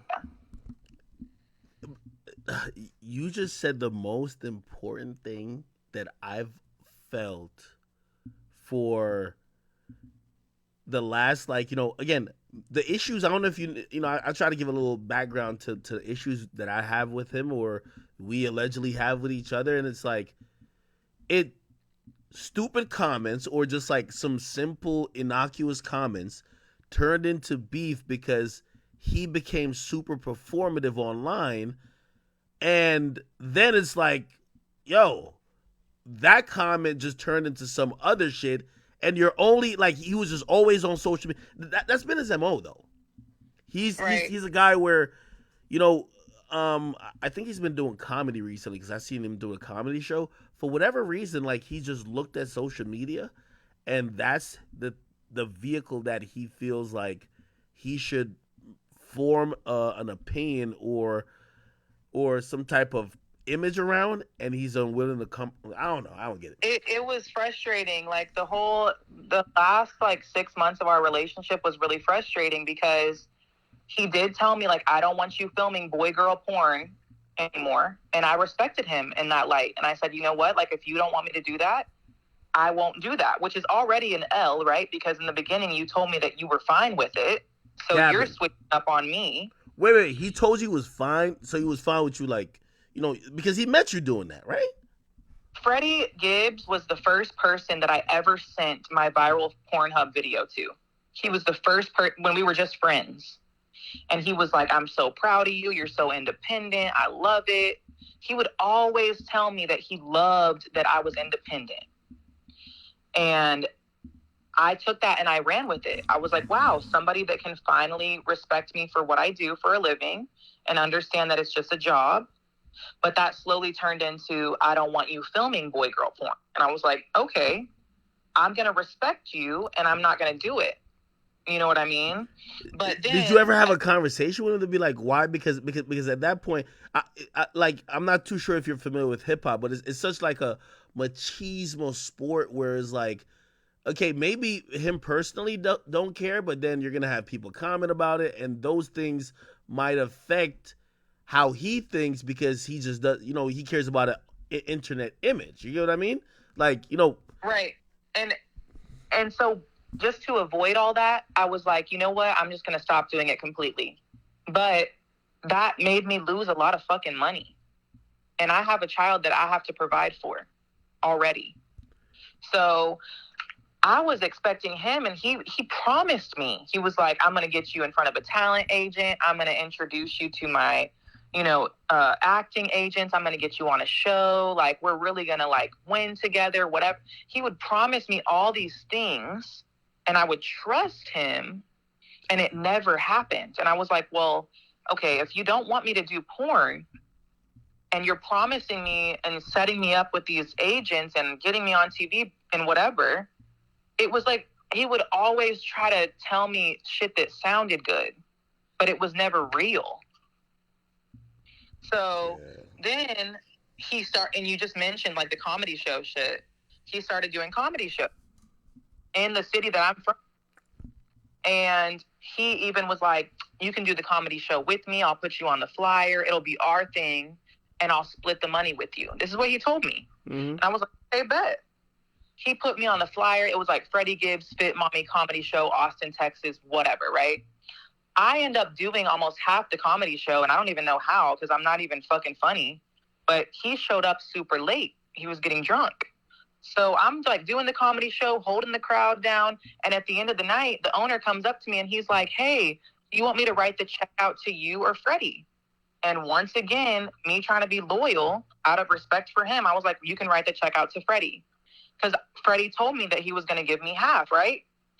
So he writes him a check for $10,000, and I never saw any of that money.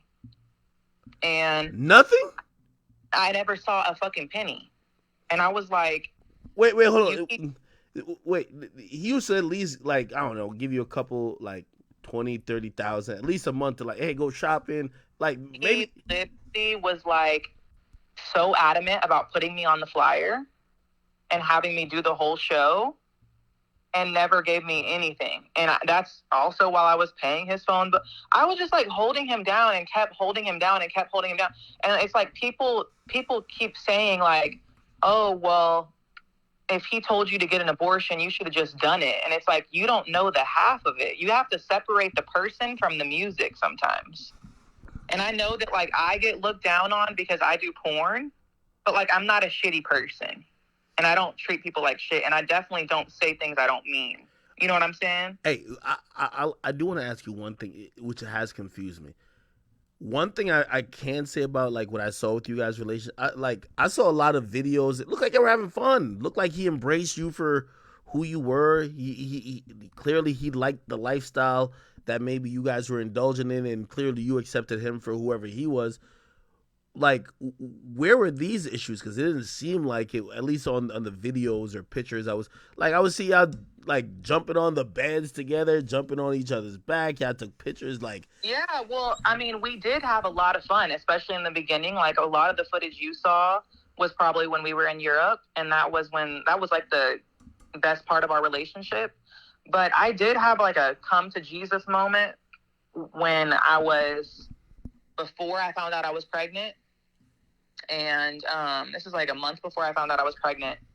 And I felt like I had to leave him. Like I felt a strong urge to like leave the relationship. Why? And I didn't know where it was coming from. And I was having like all these revelations, like, and I was like thinking about our relationship. And I was like, damn, the only time me and Freddie really have a good time is when we're both drunk. And mind you, I didn't drink alcohol before I met Freddie. And as soon as he took me on tour, we were getting blackout drunk every fucking night. And I was like, damn, like, I don't want to live my life like this. Like, I like to go hiking and do fun shit. But he likes to drink all the time. He doesn't sleep. Like, he stays up all night. And I was just like, I got to a point where I was kind of miserable. Mm-hmm. And I was like trying to create this person that I knew he never would be. You know what I'm saying? And it was just really disappointing. Hey, you have to tell me. Because this is viral, and I think, by the way, you got to trademark the name. Spreadie Gibbs. See, and that's the thing. When I spoke to you earlier, and you were like, it's really hard to move the needle with Freddie, yeah. Which it is. It is. Because it's the weirdest thing, and I tell people this all the time. I saw him tour all of Europe, and I saw every show sold out, right? And I saw it was all white people in the crowd. And don't get me wrong, I love all people, but I thought it was weird that he had like no black fans. Anyway, when you talk about him in the States, a lot of people don't know who he is. That's a fact. And so it is hard to move the needle with him. But when I was talking to you on the phone, I was like, no, this is something that is going to go viral. And like I said, I tried to keep it off the internet, but what am I supposed to do if I can't get a response from anyone? I have to bring it to the internet. Was he so offended by the fact that... Well, and by the way, you know, yeah, I listen, for everybody who's watching, I don't want to, there's a possibility that, she needs to be...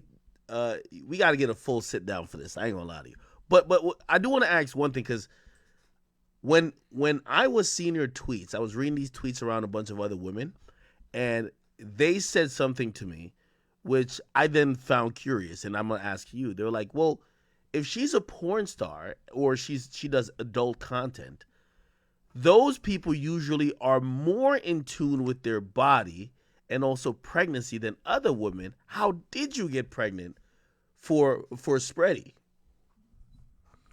Well, first of all, this was not like an accident, right?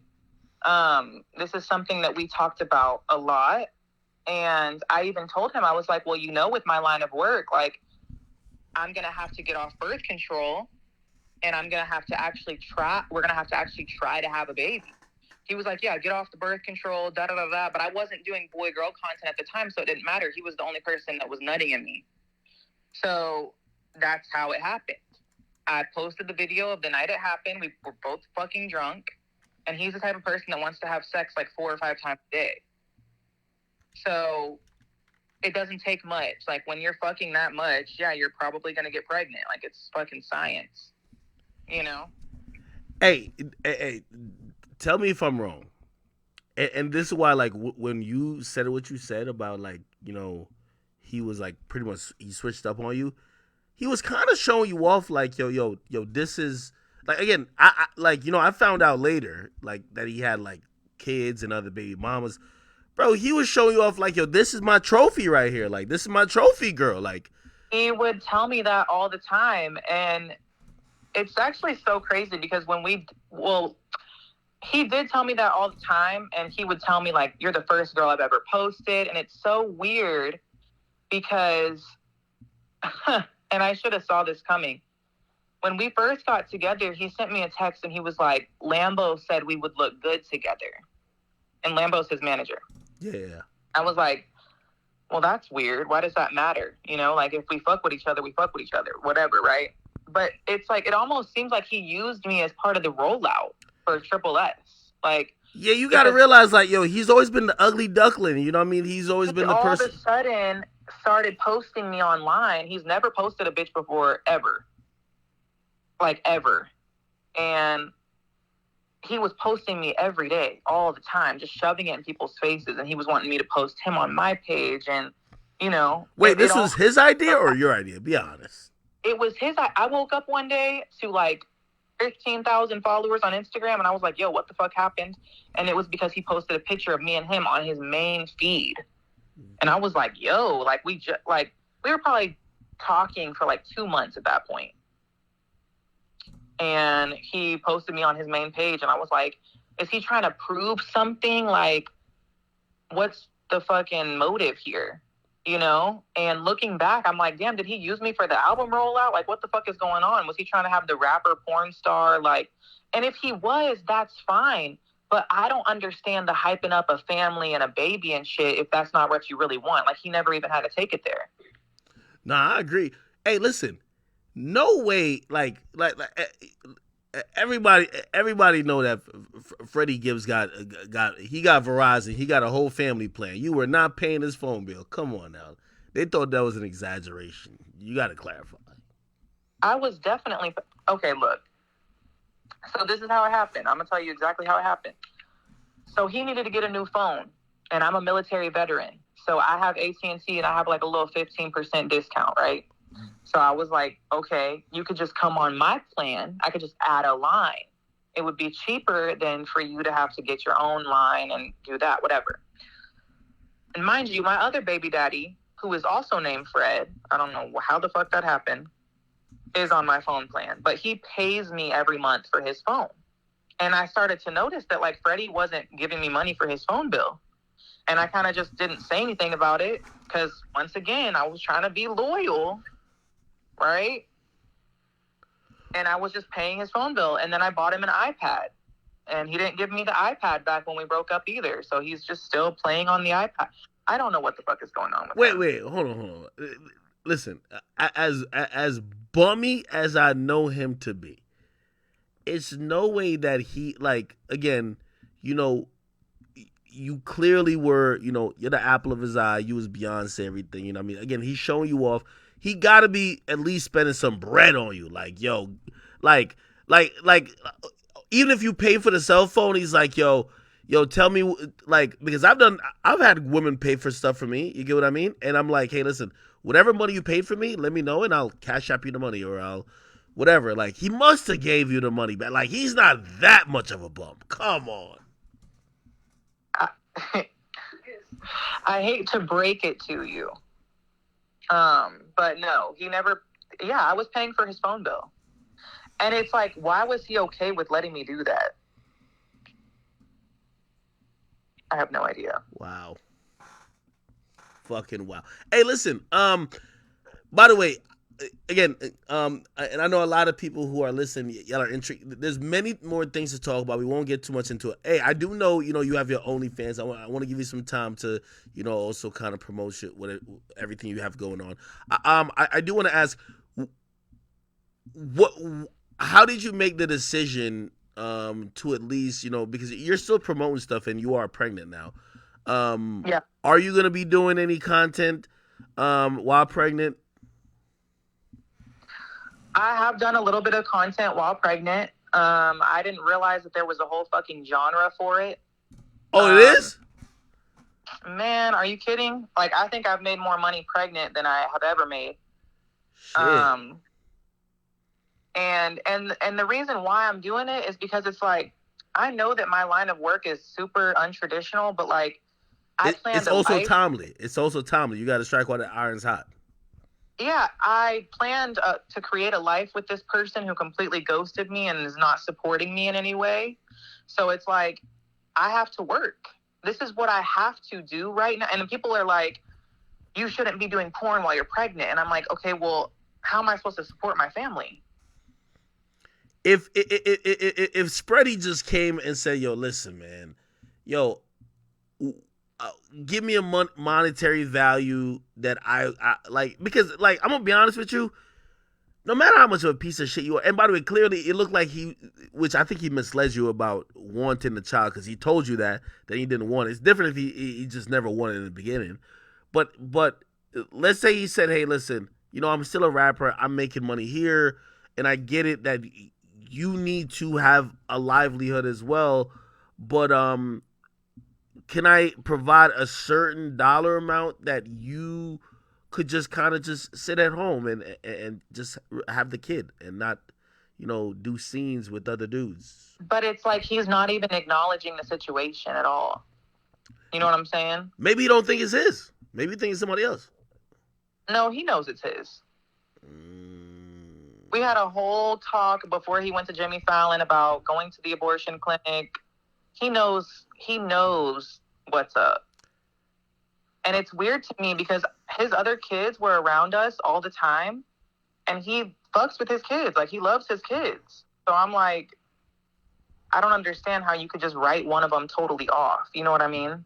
Hey, listen, this is going to be tough for me to, like, just say, because I'm not trying to hurt your feelings, but I think he's like many men who might fantasize over a woman who is a adult actress, and they fantasize over it, but in reality, men, we're so ego driven. And by the way, if you look how he acts on social media, it's very ego driven, even after very obvious and public things happen that are embarrassing, that maybe he's like, listen, yeah, I like fucking this girl and she's great, but I don't want the shame of having a child with her and people making fun of me. So now he's switching up on everything he's told you. Like, that happens a lot. The shame is already there and he's already getting made fun of whether I'm pregnant or not. True. Which is also something that I tried to look past when we were together, is like him looking goofy in the blogs. Like, I tried to look past that, but then it's like, you can only like do that so much until you're like, okay, this person really is a goofy person. Hey, did you ever do a scene like, so you stopped doing all sexual scenes with other men once you got with him? Yeah. So you never fucked another guy like professionally? Not during our relationship, no. Oh, okay. All right, but now that shit's over. God damn. Some people would say, well, do you feel like the stuff you said in exposing him has ruined potentially the relationship that your offspring could have with him? No, I don't, because I think that's between him and the child. You know, Freddie's 40. He's about to be 41 next month. You know, and if he didn't want any more kids, like, he could have just said that, or he could have just, you know, handled it to where we're not in this position. Well, I think so. Again, and trust me, as much as I don't like this nigga, I also want to be fair. Well, maybe his point of view is, well, I try to handle it. I told you to go to the clinic, and you say you were gonna go. You just didn't get the thing done. Right. And my response to that is, I had no idea that I was 3 months pregnant. It wasn't even the doctor. You know what the doctor told me? What did He said, we can try to do it, but you might have to come back tomorrow because we might not be able to get the whole thing out. Oh, why didn't he go with you? He was at Jimmy Fallon. Oh, okay. Damn. And he did, I will say, he did offer to come with me. He was like, I'll come with you when I get back. But he was going to be back like 6-7 days later. And I was like, I'm not just going to keep letting this baby be inside of me and keep growing and just wait for you to get back to get the procedure done. Do you know if it's, and if you don't want to announce it here, it's fine. You can do it later, wherever you want. Is it a boy, is it a girl? I don't know the gender. Are you scared that he won't be a part of the child's life? No, I'm not scared of any of that. But what I would like him to do is be a grown man and acknowledge the situation. And if he doesn't want to be a part of the child's life, then he needs to sign his rights away. That's true. What I do think is actually accurate, though, is that we gonna shame that nigga into be a father. Like, hip hop has done this before. He's gonna be a father to that child. Okay. If you ask me, I think he gave you a raw deal by basically acting like he was completely unbothered. I don't think it's, I'm not ready for another child. I think, like, reading some of the messages he's talked, like, you know what I mean? Even though nobody ever knew, he was mentally probably processing all the L's or whatever he's taking publicly. Clearly, he was thinking about what people were going to say about him having a child. And he was probably weighing that. You know what I mean? So, well, this is my thing. When I was in the military, I had a child when I was 19 years old. And all I had was a fucking air mattress. I had just moved into a new house on base. My child's father was still on tour in Korea. All I had was an air mattress. That's all I had. So I can't empathize when a 41-year-old man tells me, with 3 children, whom is a millionaire, I can't empathize when he says, I'm not ready for a child.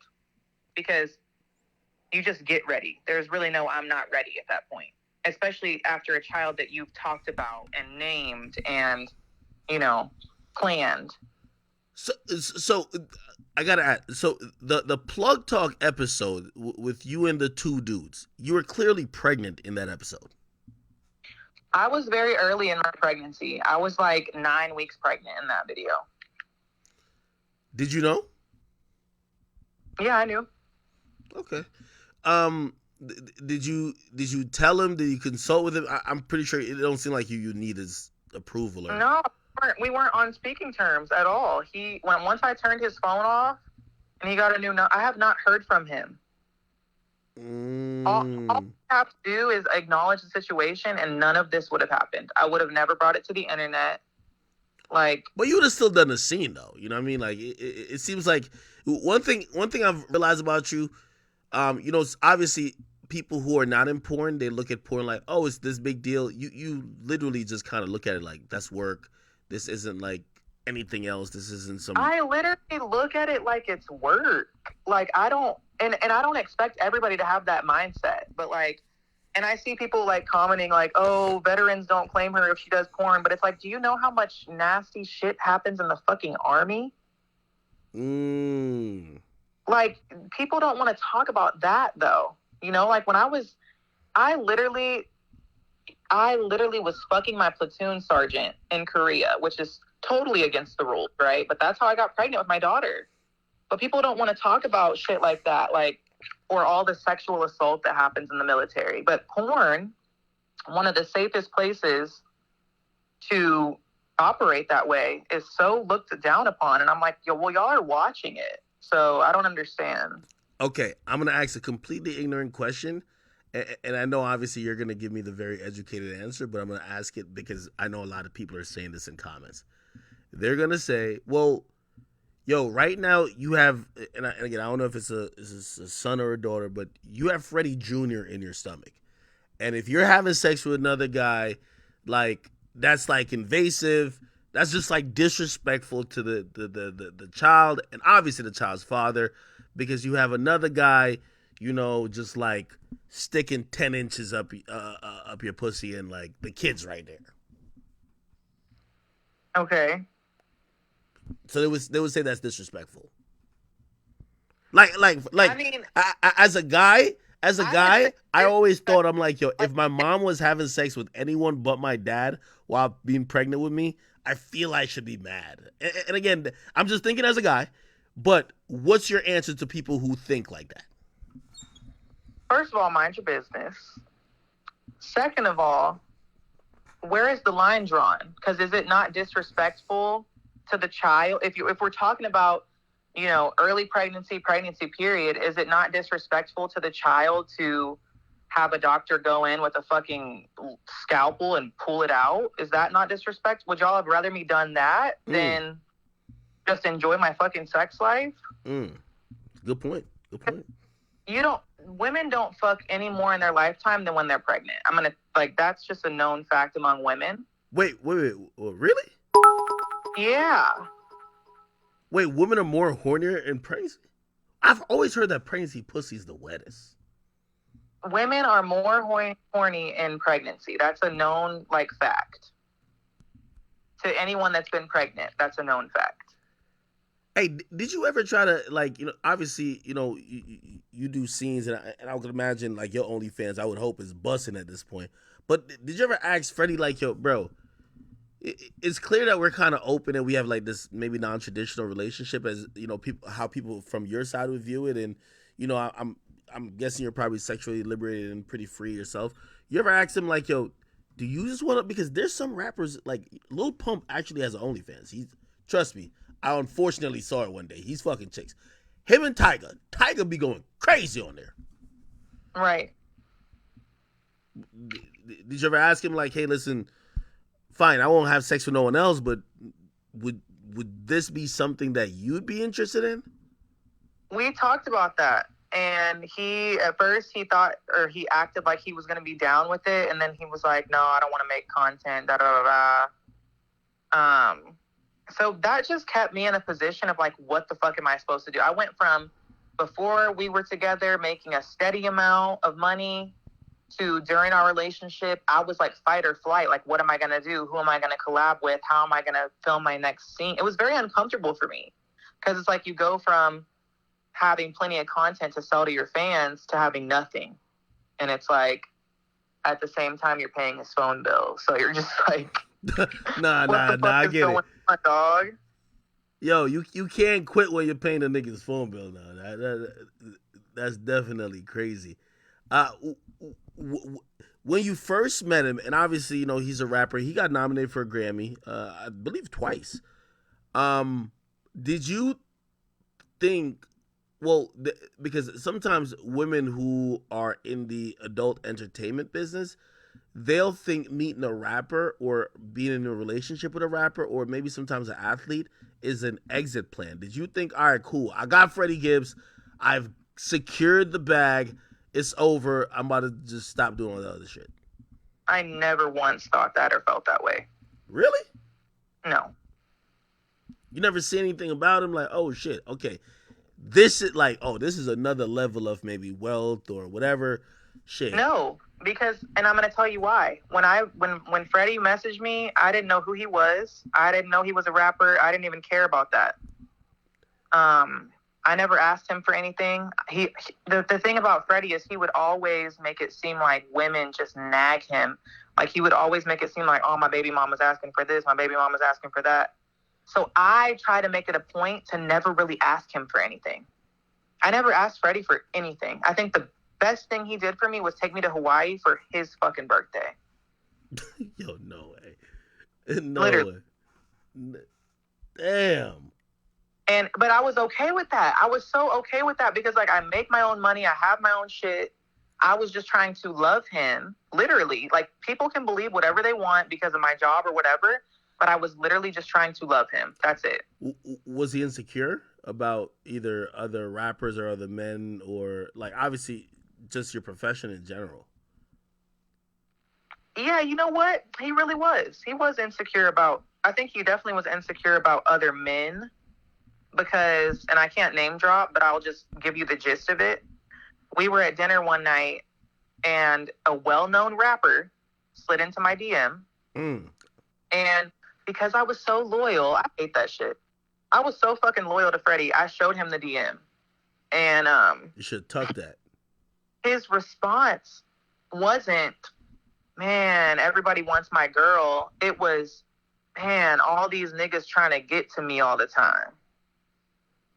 I was like, he was on some Blueface shit, like, oh, Drake hit my girl up, but no, Drake's obsessed with me. Right, it was always that. It was always that. And I would be like, huh? Like, he just DM'd me. What are you talking about?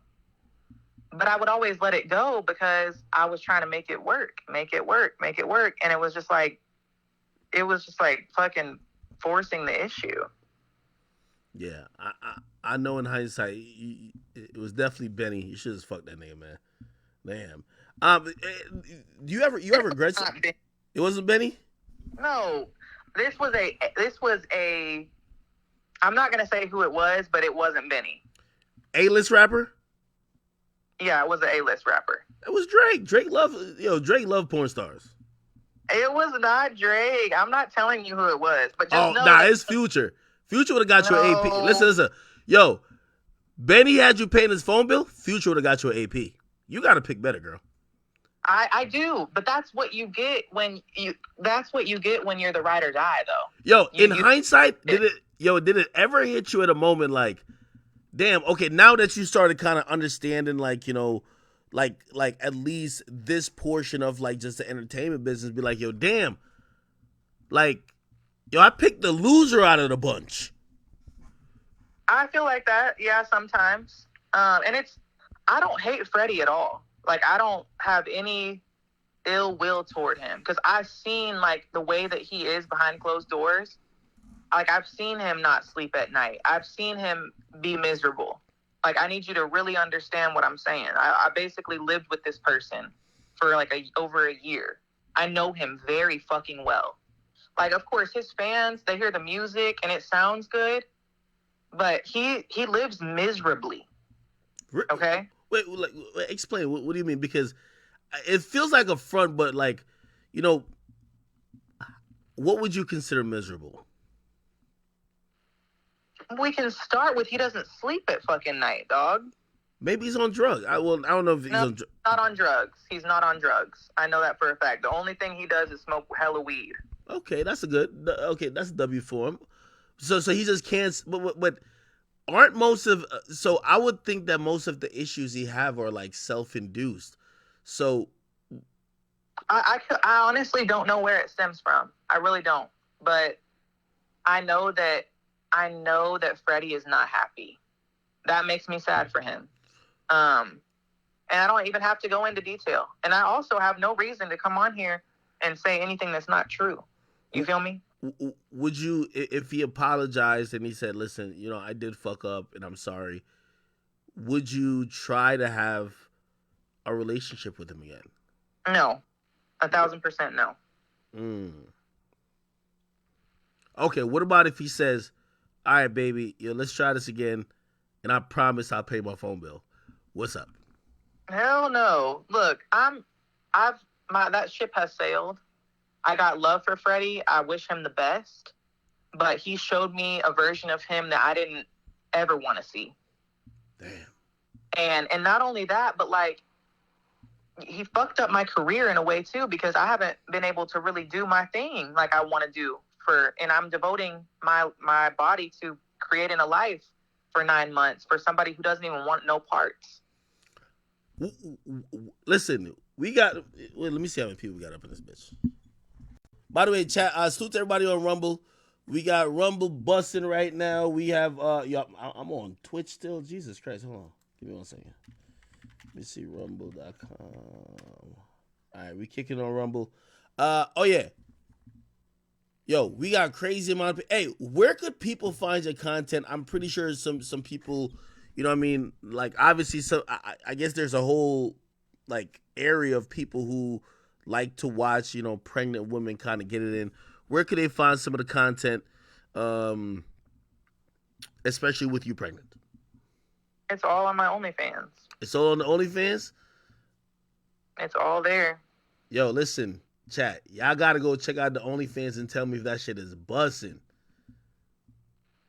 Y'all gotta tell me if it's bust. Hey, listen, yo, I did have a offer. Again, you don't even have to take it, or you could think about it. But I wanted to see clearly. Hopefully, he'll be involved in a child's life at some point. It would be very sad if he continues this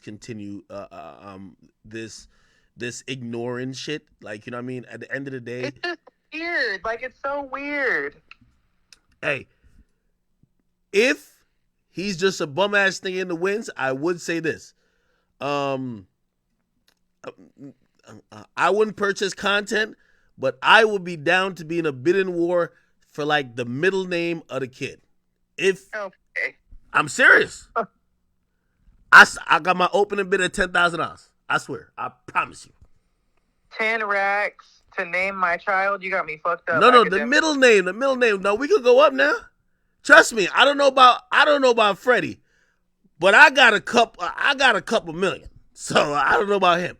We could. It's like an eBay like auction. I mean, we start from there and we see. And also, you can rename the kid afterwards. You just gotta it's gotta be named that for 5 years. You're goofy as hell for that. Okay, all right. Listen. So, what's your dating life gonna be? Because I'm gonna be honest with you. If I'm him, and I'm gonna tell you how guys think. The only way for people to forget about this is for him to pop up with a new bitch. He gotta pop up with a new bitch ASAP.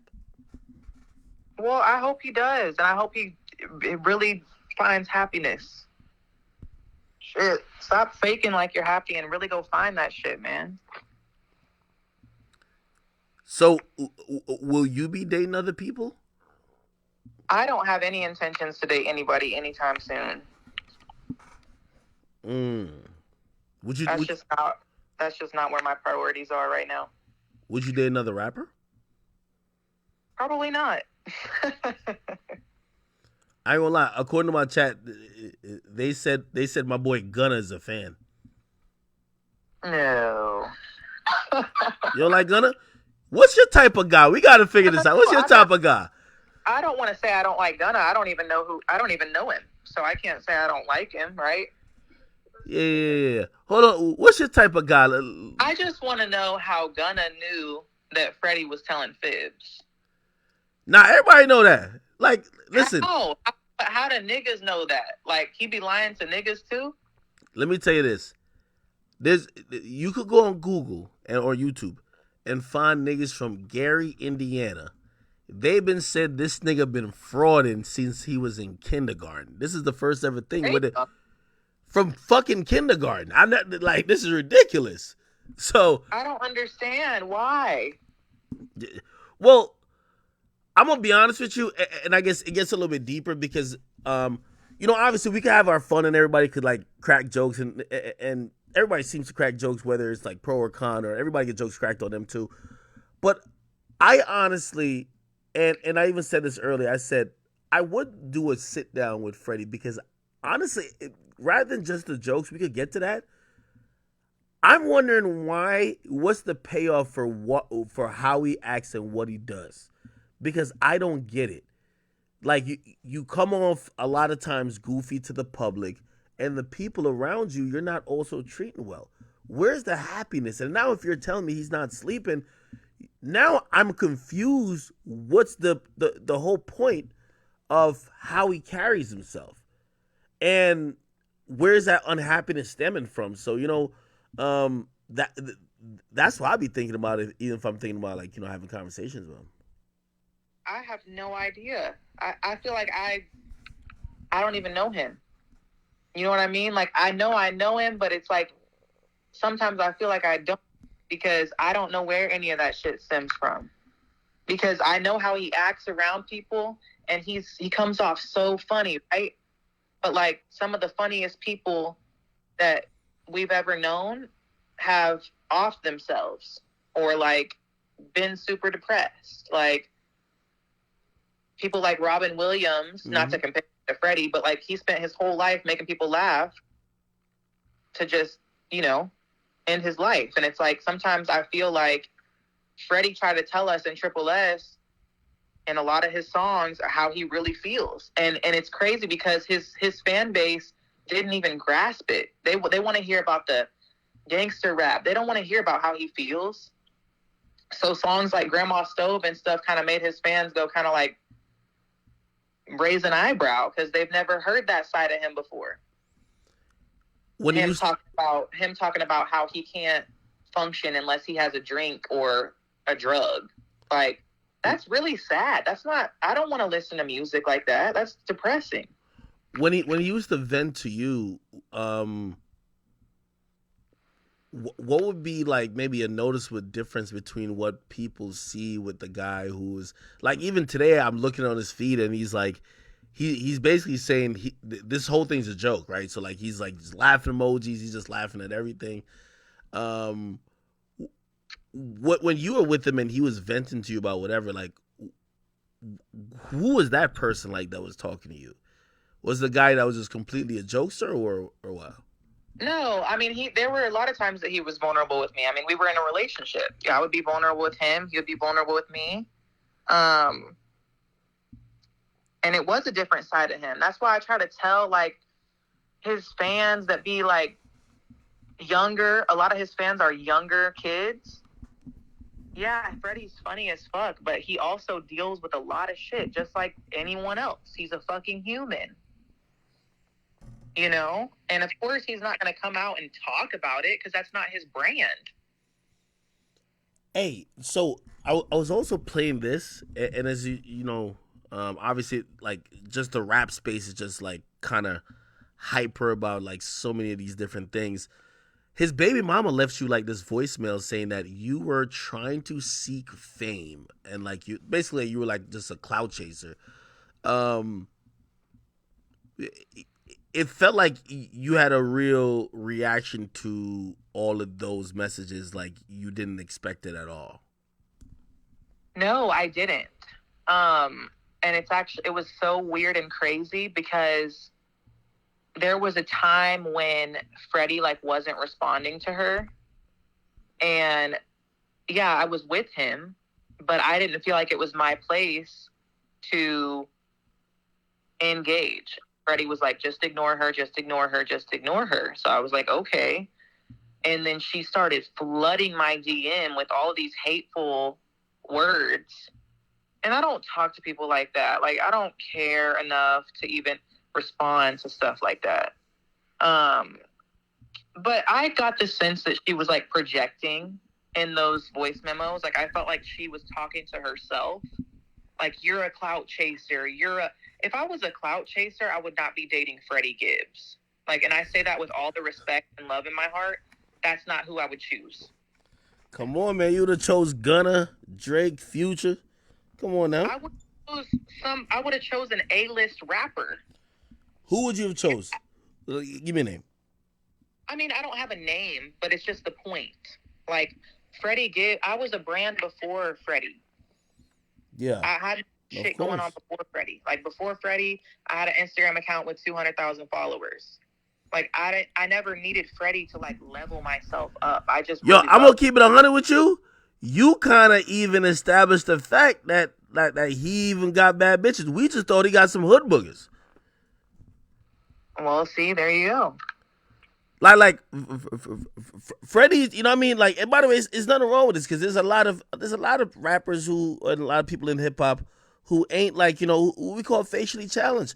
Should I be in that mix sometime myself too? Freddie, one of the ugly niggas in the game. So we always thought that, yo, a nigga like this, he dating some cockroach looking bitches. Like, we ain't gonna lie to you. So when we seen him with you, we're like, oh shit, he getting some baddies. So you really put that nigga on. Well, see, I obviously never thought he was ugly. Come on now, like, yo, listen, yeah, come on now. I mean, what I'm saying is a lot of people accuse me of like being a cloud chaser. And I'm like, there are so many opportunities I passed up that I could have been chasing clout behind Freddie that I never acted on out of respect for him. Like, I'm not a fucking clout chaser. I don't need to be. But I also don't have to say that because it's already, people know that. Yeah. No. It I mean, definitely makes sense. I honestly wish everything turns out good for you. I think what the internet's gonna be most likely concerned about is what happens from here, right? Is it something where he's like, hey, listen, I'm gonna reach out to her and hopefully we could have these conversations to move along and hopefully nothing else will come out publicly?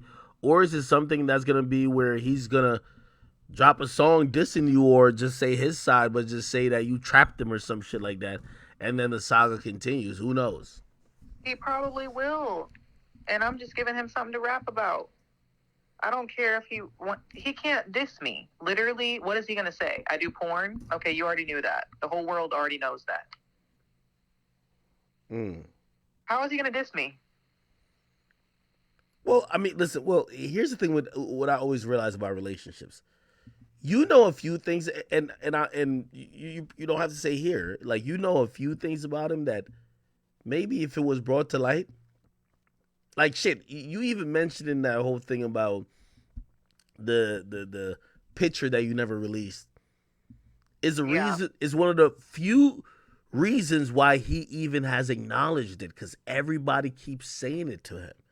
Right? And what did he do? He tried to turn it into a joke. He tried to act like he was laughing about it, but he knows damn well that I have that fucking picture in my phone. That's why he won't do shit. That's not a real picture though. Like I could tell. I could tell you said that. Like that's a woman scoring thing. Like no, that's a very real photo in my phone. You have a picture of Freddie Gibbs with his asshole spread open. Yes, I do. Why would he even take? Why he did it? And I just want to clarify that. I want to clear my name in that light. I have no fucking clue why he did it. People are like, oh, you don't need to clown him for what he was doing with you in the bedroom, da-da-da-da. No.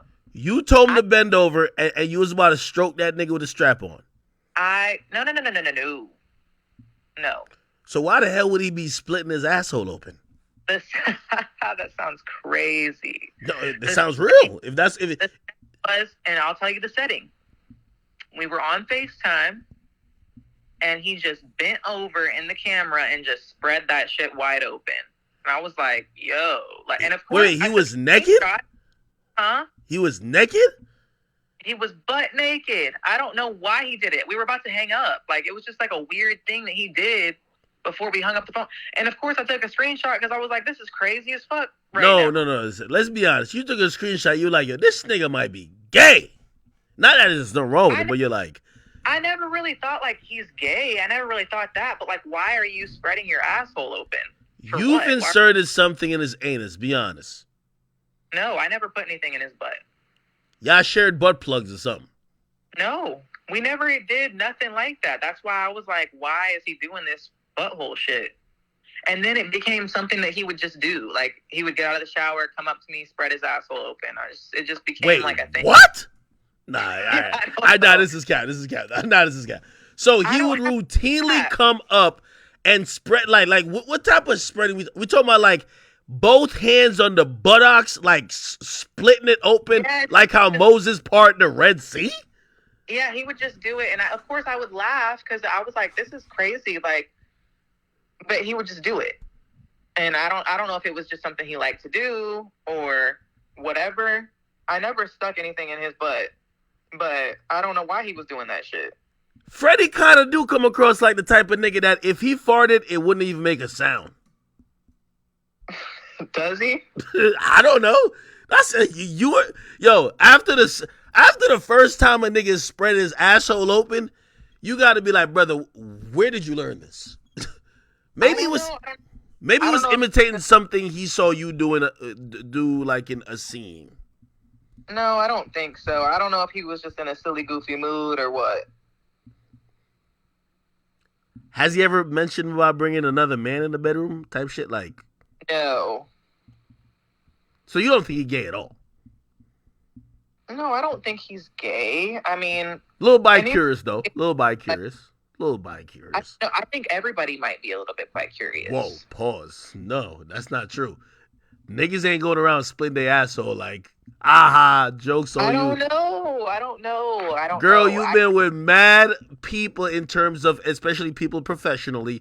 I'm very comfortable with my sexuality. I know not everybody else is, but I can't say, oh yeah, I think he's gay, because I don't think that. No. I wouldn't say gay, but it that behavior comes off a little bi-curious. I don't know. Some may say so. All right. Well, those are one of those things. I don't think people, and for the people who think that Freddie Gibbs, like, I don't think people are gonna believe it anyway, just because they're gonna look at you. There's two things. Ex-girlfriend always says: dick small, he gay. It never fails. Dick small, he gay. If she don't say that, you weren't fucking all right. Okay. Are you saying this is not that? No. That's not that. This is not that.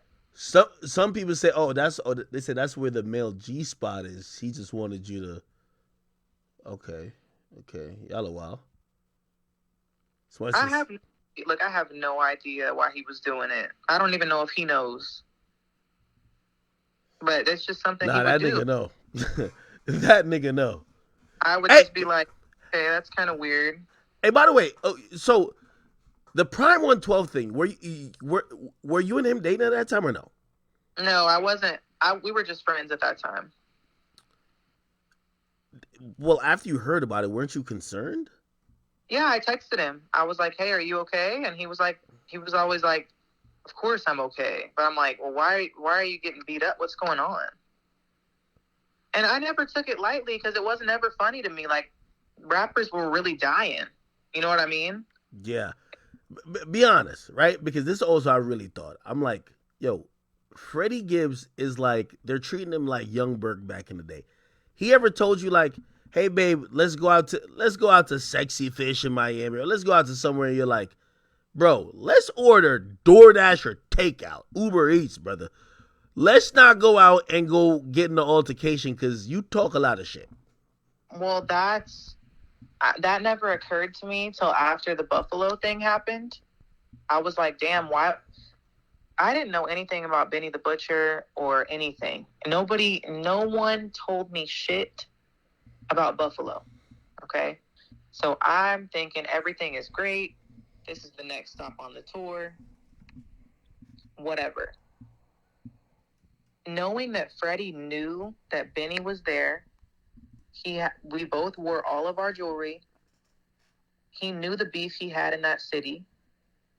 I don't know why he wanted to go to a restaurant and eat in a public place outside and take me with him. I don't know why he felt like that was the right answer. And people are like, well, how was he supposed to defend you? He was getting beat up by 20 people. He should have never brought me there in the first place. Yeah, that's a fact. When that day happened, like, how quickly and how surreal was it? Because, like, we saw videos and you were trying to, like, fight back, but it felt like it wasn't like, oh, an argument led to this altercation. They made a beeline for y'all. Oh, yeah. It all happened so quick. And, of course, the internet thinks everything is funny. Kind of like you were saying about Freddie saying that he was going to kill you, whatever. It sounds funny until you're in the fire zone and you're in the fucking spotlight of that situation. Yeah, no, of course. Like, about that day was funny at all. I really thought that he was going to die. I'm not kidding. And I told him that. After it happened, I was so worried about it. I went into a full-blown fucking couldn't leave my house type situation. Like, it was bad. Our security froze up. The security didn't do nothing? They didn't do shit. How many security did you guys have? We only had 2 security guards, but they were getting beat up too. I ain't gonna lie. Them security guards supposed to be out front while y'all run out the back. There was no back. There was a brick wall behind us, so there was nowhere to go. Oh, so probably the waitress and like everybody else in there was in on it type shit. Like, probably, yeah. And I just wonder like why he would put us in that situation. And kind of afterwards he was like, yeah, maybe we should have Ubered, whatever. But in my head, I'm like, damn, was he trying to prove something? Like, was he trying to go in Benny City and just do whatever? Like, but for what? Like, you're 40. I'm so over that shit. Like, and then when we got beat up in Buffalo, I was like, damn, this is the second time he's been beat up in a public. This is getting embarrassing. Did you, like, we saw him perform, which I give him credit for performing, you know, with the lumps on his face. Did you at least put some ice on it? Yeah, I mean, we went to the urgent care and got him all fixed up and all that. Damn. But he wasn't bleeding or nothing, right? Yeah, he was bleeding. Oh. I was bleeding. I was like, damn, like, and they didn't have no mercy. They were like coming for everybody. And that's why you saw me in that video or in that picture throwing the left hook. Okay. I see you. That's what I'm saying. You held it down like a rock. I'm gonna be honest with you. I always thought that you were like a chick from like the hood. And I seen you in that video. I'm like, oh, you a hood bitch. I'm like, yo, you holding it down. That's the thing. I'm not from no hood. I'm from a like very white suburb type place. I've never seen anything like I saw that day in my whole fucking life. What happened to all the vice lords that he said he had though? Weren't they rolling with y'all? There were no vice lords with us. Really? It was literally me and Spreadie and 2 security guards. That's it. Damn. It was not a fun time. It was a really weird fucking time. I felt all I wanted to do was make it back home to my child. That's it. And I was like, damn, going on the road with him is getting dangerous for me. Like, I might have to leave this lifestyle because I'm not protected like I thought I was. And I don't care what you do for a living. You should always be protected, especially when you're with somebody that claims they are this and that, you know? Yeah, but I think you could quickly see like Freddie Gibbs been fraud, like he been frauding. Like, did you? Let's be, like no disrespect, and again, you know you've been around. Did he come across like the type of dude that was like some feared gang member? Like, come on, like you never saw that. In the beginning, he kind of did. Yeah, I guess that he had me fooled. Shit, I don't know. Or I don't know if love is blind or what, but like I thought that he was like a real, yeah. I know he has some pull, like definitely in like Gary and where he's from, yeah, for sure. But like, we were not protected that day. No, that's cap. Hey, listen, his former homeboys invited me to go there, and honestly, like, truth be told, it's been just so many signs of like things like this happening, and I've said it a lot of times publicly. I'm like, hey brother, like, I don't even, even me making fun of him for like this situation of him not stepping up, I don't even hate the dude like that. It's kind of trying to give him a pep talk, like the shit you were doing consistently for shits and giggles to impress people online don't matter to your health, well-being, your career, and definitely don't matter to the people who are there for you the most. Maybe just be a good human being and fall back off the trolling. That'll help you a little bit more. I mean, I don't know. I can't speak for him on that. I don't know. Nah, I get it. Hey, listen,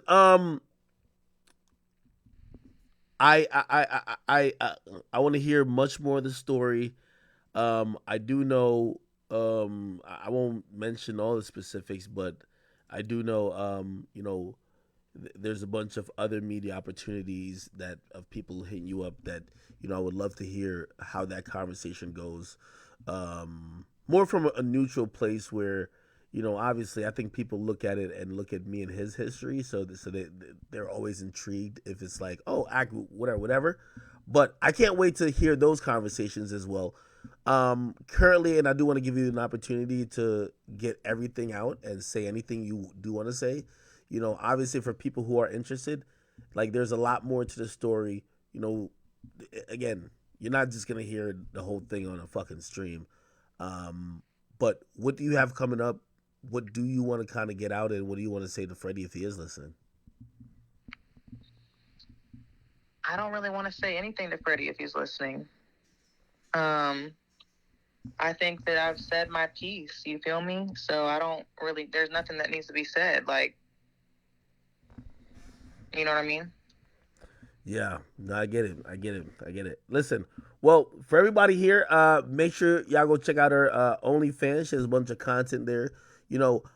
I look at you as somebody who has gotten a raw deal. You're left to fend for yourself. And while people might have whatever opinion about, oh, she has OnlyFans and she's pregnant, man, not only does it say, well, mama gotta have a life too, but somebody has to fucking pay the phone bill. Like, you know what I mean? Somebody has to keep this shit going on, especially when you have someone who, somebody like Freddie is probably ignoring you for compliance, where it's like, all right, until she gets on my program, I'm not going to participate or whatever the case is, and you got to live your life. Yeah.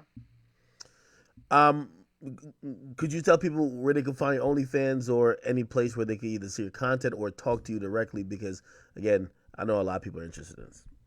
Yeah, it's on my Twitter. And the Twitter is? The Twitter is Destiny Creams. Yo, by the way, you're kind of a troll too, yo. Like, every time I look on your Twitter, there's a new head video, like the little pin video, and it's some lit shit. I'm gonna keep it 100. I try. All right. Anyway, chat. I'm pretty sure me and Destiny will talk. We'll talk more. But I'm glad she will just get on stream and just kind of kind of give a little bit of context of what we're seeing, because I read a bunch of tweets and I played a bunch of audio files and even videos about the whole relationship. It's been trending for the last week or so because people are so in disbelief. And I'll give her one thing as a credit. I think this is one of the few situations that maybe a lot of the women who are now rallying around her, hoping that there is some type of,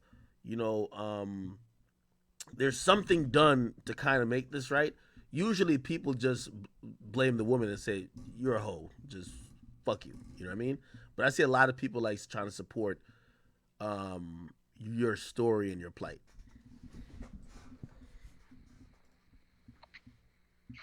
You said what?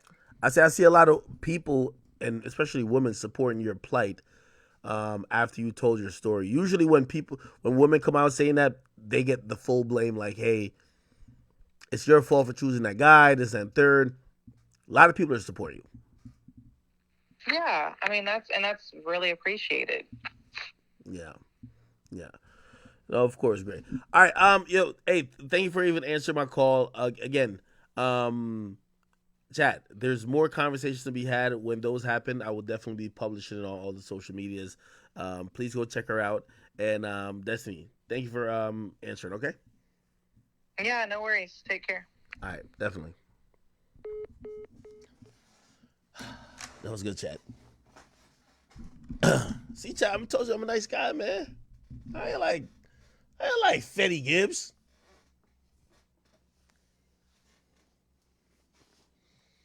Yo, Boom. Where's that nigga Boom at? Boom. Is Boom up? Niggas is probably sleeping. I know this started late today, man. It started late today. But we had to get it, man. Yo, Grand.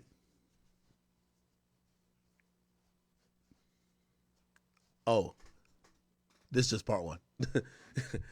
This is part one, okay? This is just part one. This is just part one, man. Hey, listen. To be very fair and very honest, I want to be, respectful of her. Again, y'all do know me and Freddie Gibbs don't see eye to eye, but that's not me and this woman. She's going through her own plight. She has her own gripes with him that she wants to have him held accountable for, and she wants him to whatever. I'm not waging war versus this woman. You get what I mean? And by the way, I'm going to also give her props because I think there's a lot of comments also coming across in the rap world that basically shames her because she is a sex worker. I think she just has the best response to it. This nigga knew what he signed up for. You know what I mean? It's not like she was with this guy and he thinks she's a librarian and one day he goes on Google and he sees a video of her popping her pussy. He's been telling her the truth. He knew what's up. He made his decision. He said he wanted to have a kid with her. He was gassing all this shit up. And then now this fuck nigga is acting up. So it is what it is. Now, chat, listen, I do have a bunch of more stuff to kind of get to, but I'm not going to get to it on this particular stream. I think we had a legit enough conversation with her for tonight. It's 3 o'clock. I'm going to get off. I will be back tomorrow. Let me see. I got to check my time. I got to give y'all an early stream with the other topics, including Spreadie putting the beats on my nigga Usher, man. And fortunately, I know a couple women who was at the party, so maybe I could get a voice changer. I need them to tell me how Chris Breezy tried to falcon punch my nigga Usher. And apparently it's all over Tiana Taylor. Some people are telling me that Chris Brown is having that booger sugar rage. You know what I mean? He's having the cocaine rage, which I don't know if he does cocaine or not.